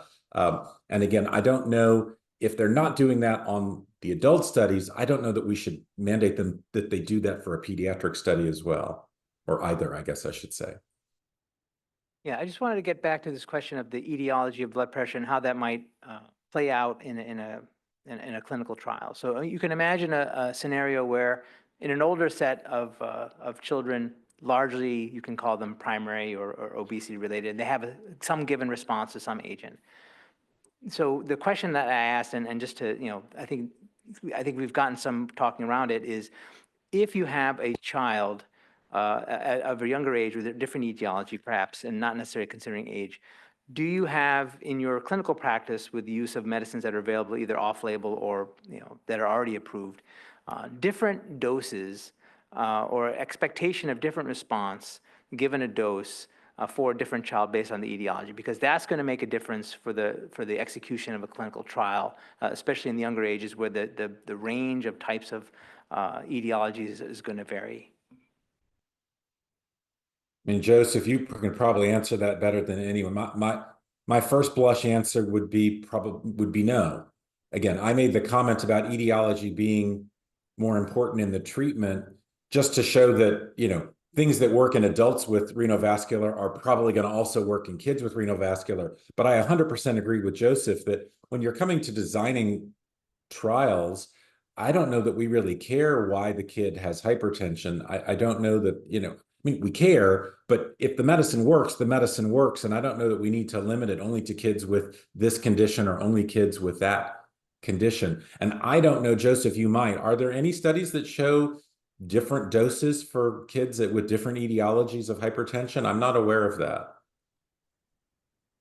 No, but I think that clinically, I'll just throw out again the example of a child with dysplastic kidneys who often are somewhat prone to volume depletion, where you might start with a lower dose of a RAS blocker because you might be more concerned about a bigger response to the agent. But no, those studies have not been done to my knowledge. Maybe, yeah.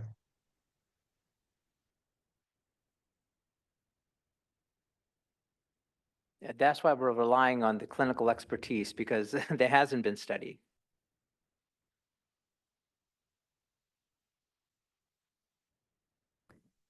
We've spent some time talking about, I think, efficacy considerations and potential differences and similarities. What about this from a safety standpoint?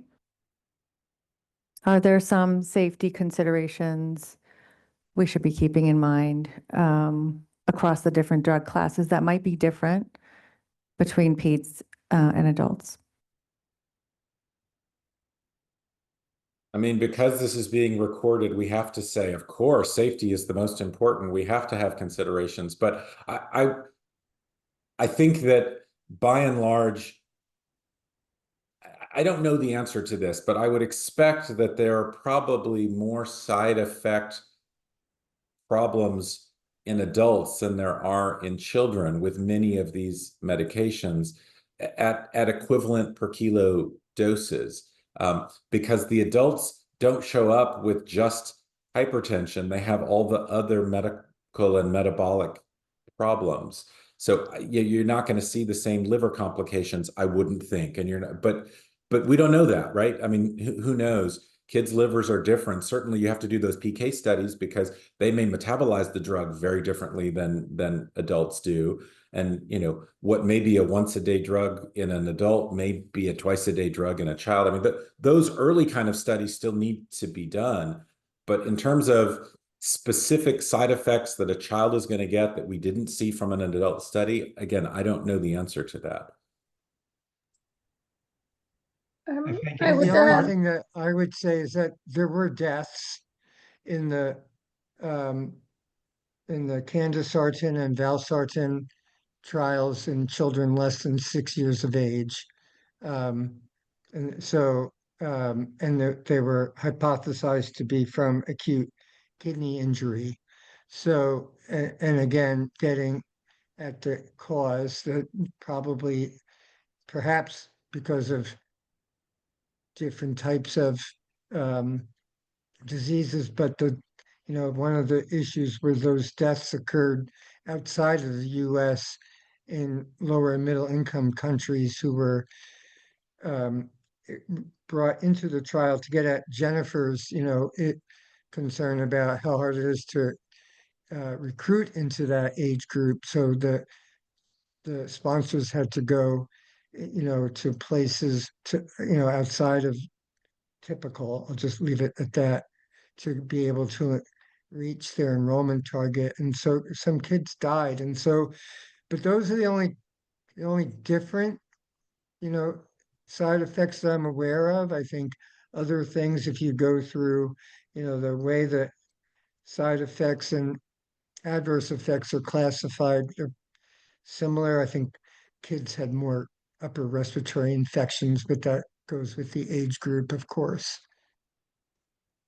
And I think if you extend it if you extend it down even lower to the, the neonatal thing, then you really get into issues of the physiological response to, or the need for the renin-angiotensin system and how it's involved in physiologic response. And some of the neonates had significant drops in blood pressures with ACE inhibitors.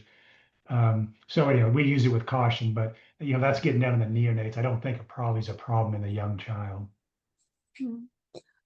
I would like just to add as well that related to those concerns to changes in metabolism or some potential adverse reactions and effects, we tend to do a lot of understanding on the toxicity of the compounds. And of course, utilizing animal studies to verify that, to understand that toxicity and risk associated with it. Even before planning, have that information for readiness for discussions for potential initiation of pediatric studies as well. As far as you had a Yeah, just I think to comment on that, I think that especially with modern toxicology, that the likelihood of unusual responses that have been not predicted based on preclinical studies is much less, and has been getting less as we go forward. But what I think about more are kind of the longer term effects, because again, you have a longer time horizon for treatment. Of course, we're trying to target, say, the vasculopathy that occurs that may lead to atherosclerotic disease, et cetera. And we know that starts at very young ages. And to the extent that we can halt that, I think is very useful. I think the tracking information that Dr. Samuels talked about, I think is something to think about in that. But then again, balancing the length of time of therapy, because again, you're talking about probably lifelong therapy in a lot of these patients. And then balancing that with what we think are the potential benefits down the road. That really is kind of how I frame things. Lily, there's an online question. Yeah, there's a question consistent with the question that you just asked. For the currently approved agents that are used off-label widely, are the available data sufficient to characterize safety?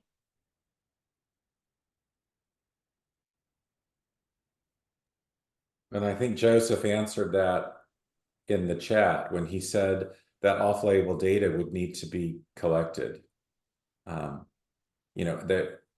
There are some, instances where the exact same medication has been used for a different indication, and has a pediatric labeling.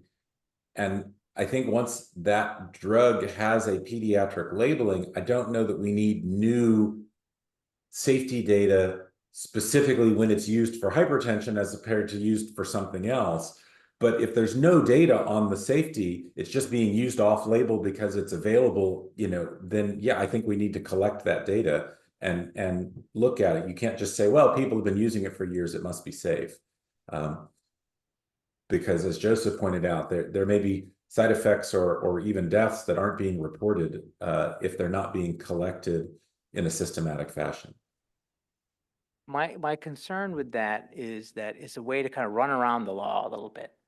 In other words, you could have a smaller indication that has some use, some off-label use as a result of that, and then go back and say, oh, well, we have off-label use and we have use in an indication, in that age group, so therefore we should be eligible for a label indication based on those data. So you could think of it as a way to run around the law a little bit, and I'm interested to hear what folks at FDA would say about that kind of perverse incentive. If real world data were used in such a way to justify label claims, how that kind of thing could happen.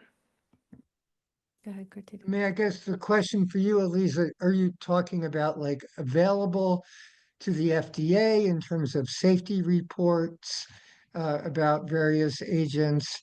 It'd be, you could theoretically, if you had, a robust electronic health record database like PedsNet, for example, but perhaps you could query that for use of, because that contains, some clinical data as well in terms of blood pressures and hospitalizations and so forth. But I'm not sure whether that is what you're getting at, or is it, does FDA have access to data that the rest of us don't know about that pertains to safety? Lisa, do you want to make a comment? Yeah, well, just to take a step back, I think we're always looking for the most efficient evidence generation process here. And I think we are open to sort of data that have been collected in, clinical practice to help us understand the efficacy and safety of products. And so I think just was trying to understand from you all whether you thought, based on sort of what literature were out there, the data were sufficient for, again, these are products that, have been approved for many, many years, are used off-label to sort of say, yeah, we think we probably understand safety, well enough. I think a very important point was made about, well, what do we understand about sort of long-term use? Because that's going to be an issue if we're starting this in pediatrics. But I was just trying to get a sense from you all whether you could sort of say, yeah, we know what's going to happen when we give a kid an ACE inhibitor or an ARB unless they're below some age, but we generally think it's adequately characterized. That was more the nature of the question. Yeah, I wanted to just add to that. I think that is really the question. So, if you think about a calcium channel blocker or an ACE inhibitor or an ARB, do you think about safety differently in a 6-month-old who would receive it versus a 1-year-old versus a 2-year-old versus a 5-year-old? I think that's sort of the heart of what we were trying to understand. What we did in our studies, first of all, we had 6 months follow-up for safety. And then at the end of, in a year with the NDA, we provided those safety information to the agency. We also had a chart review. A part of the filing was a chart review. At that time, we didn't have those databases. Now, PedsNet and their databases like that are available. So we had to hire people to go and do the chart review in pediatric, different age group, and provide and get some safety information. And they're all in the filing of those 3 drugs. Thank you. And Liliana, you've been wanting to make a comment or a question? No, it's a question that builds up on the question you just asked. Any specific considerations for neonates, class specific considerations? How about ARBs and neonates? I mean, I don't want to play devil's advocate here, but I worry more about hypertension in a 6-month-old than I do about hypertension in a 2-year-old. And so while there may be differences in the pharmaceuticals, I worry more about the underlying disorder that, you know, a child that young with hypertension may be one of the kids who does have a stroke or does have a cardiac event because of the high blood pressure. Generally, these neonates, when they have hypertension, it's really high hypertension. And so when I think about management of neonates and younger children, I don't spend time thinking about, oh, what's the side effect profile of this medication going to do? I worry more about the blood pressure itself in that age group. Thanks, Josh. Any final comments? Go ahead, Rachel. I think we're at time. I'm going to let you take the final comment. Yeah, just one example I wanted to point out, because we've been talking about data that's out there. So I know clonidine isn't used that often, but it's been approved as a liquid for ADHD down to 6 years of age for, I don't know, 10 years now or so.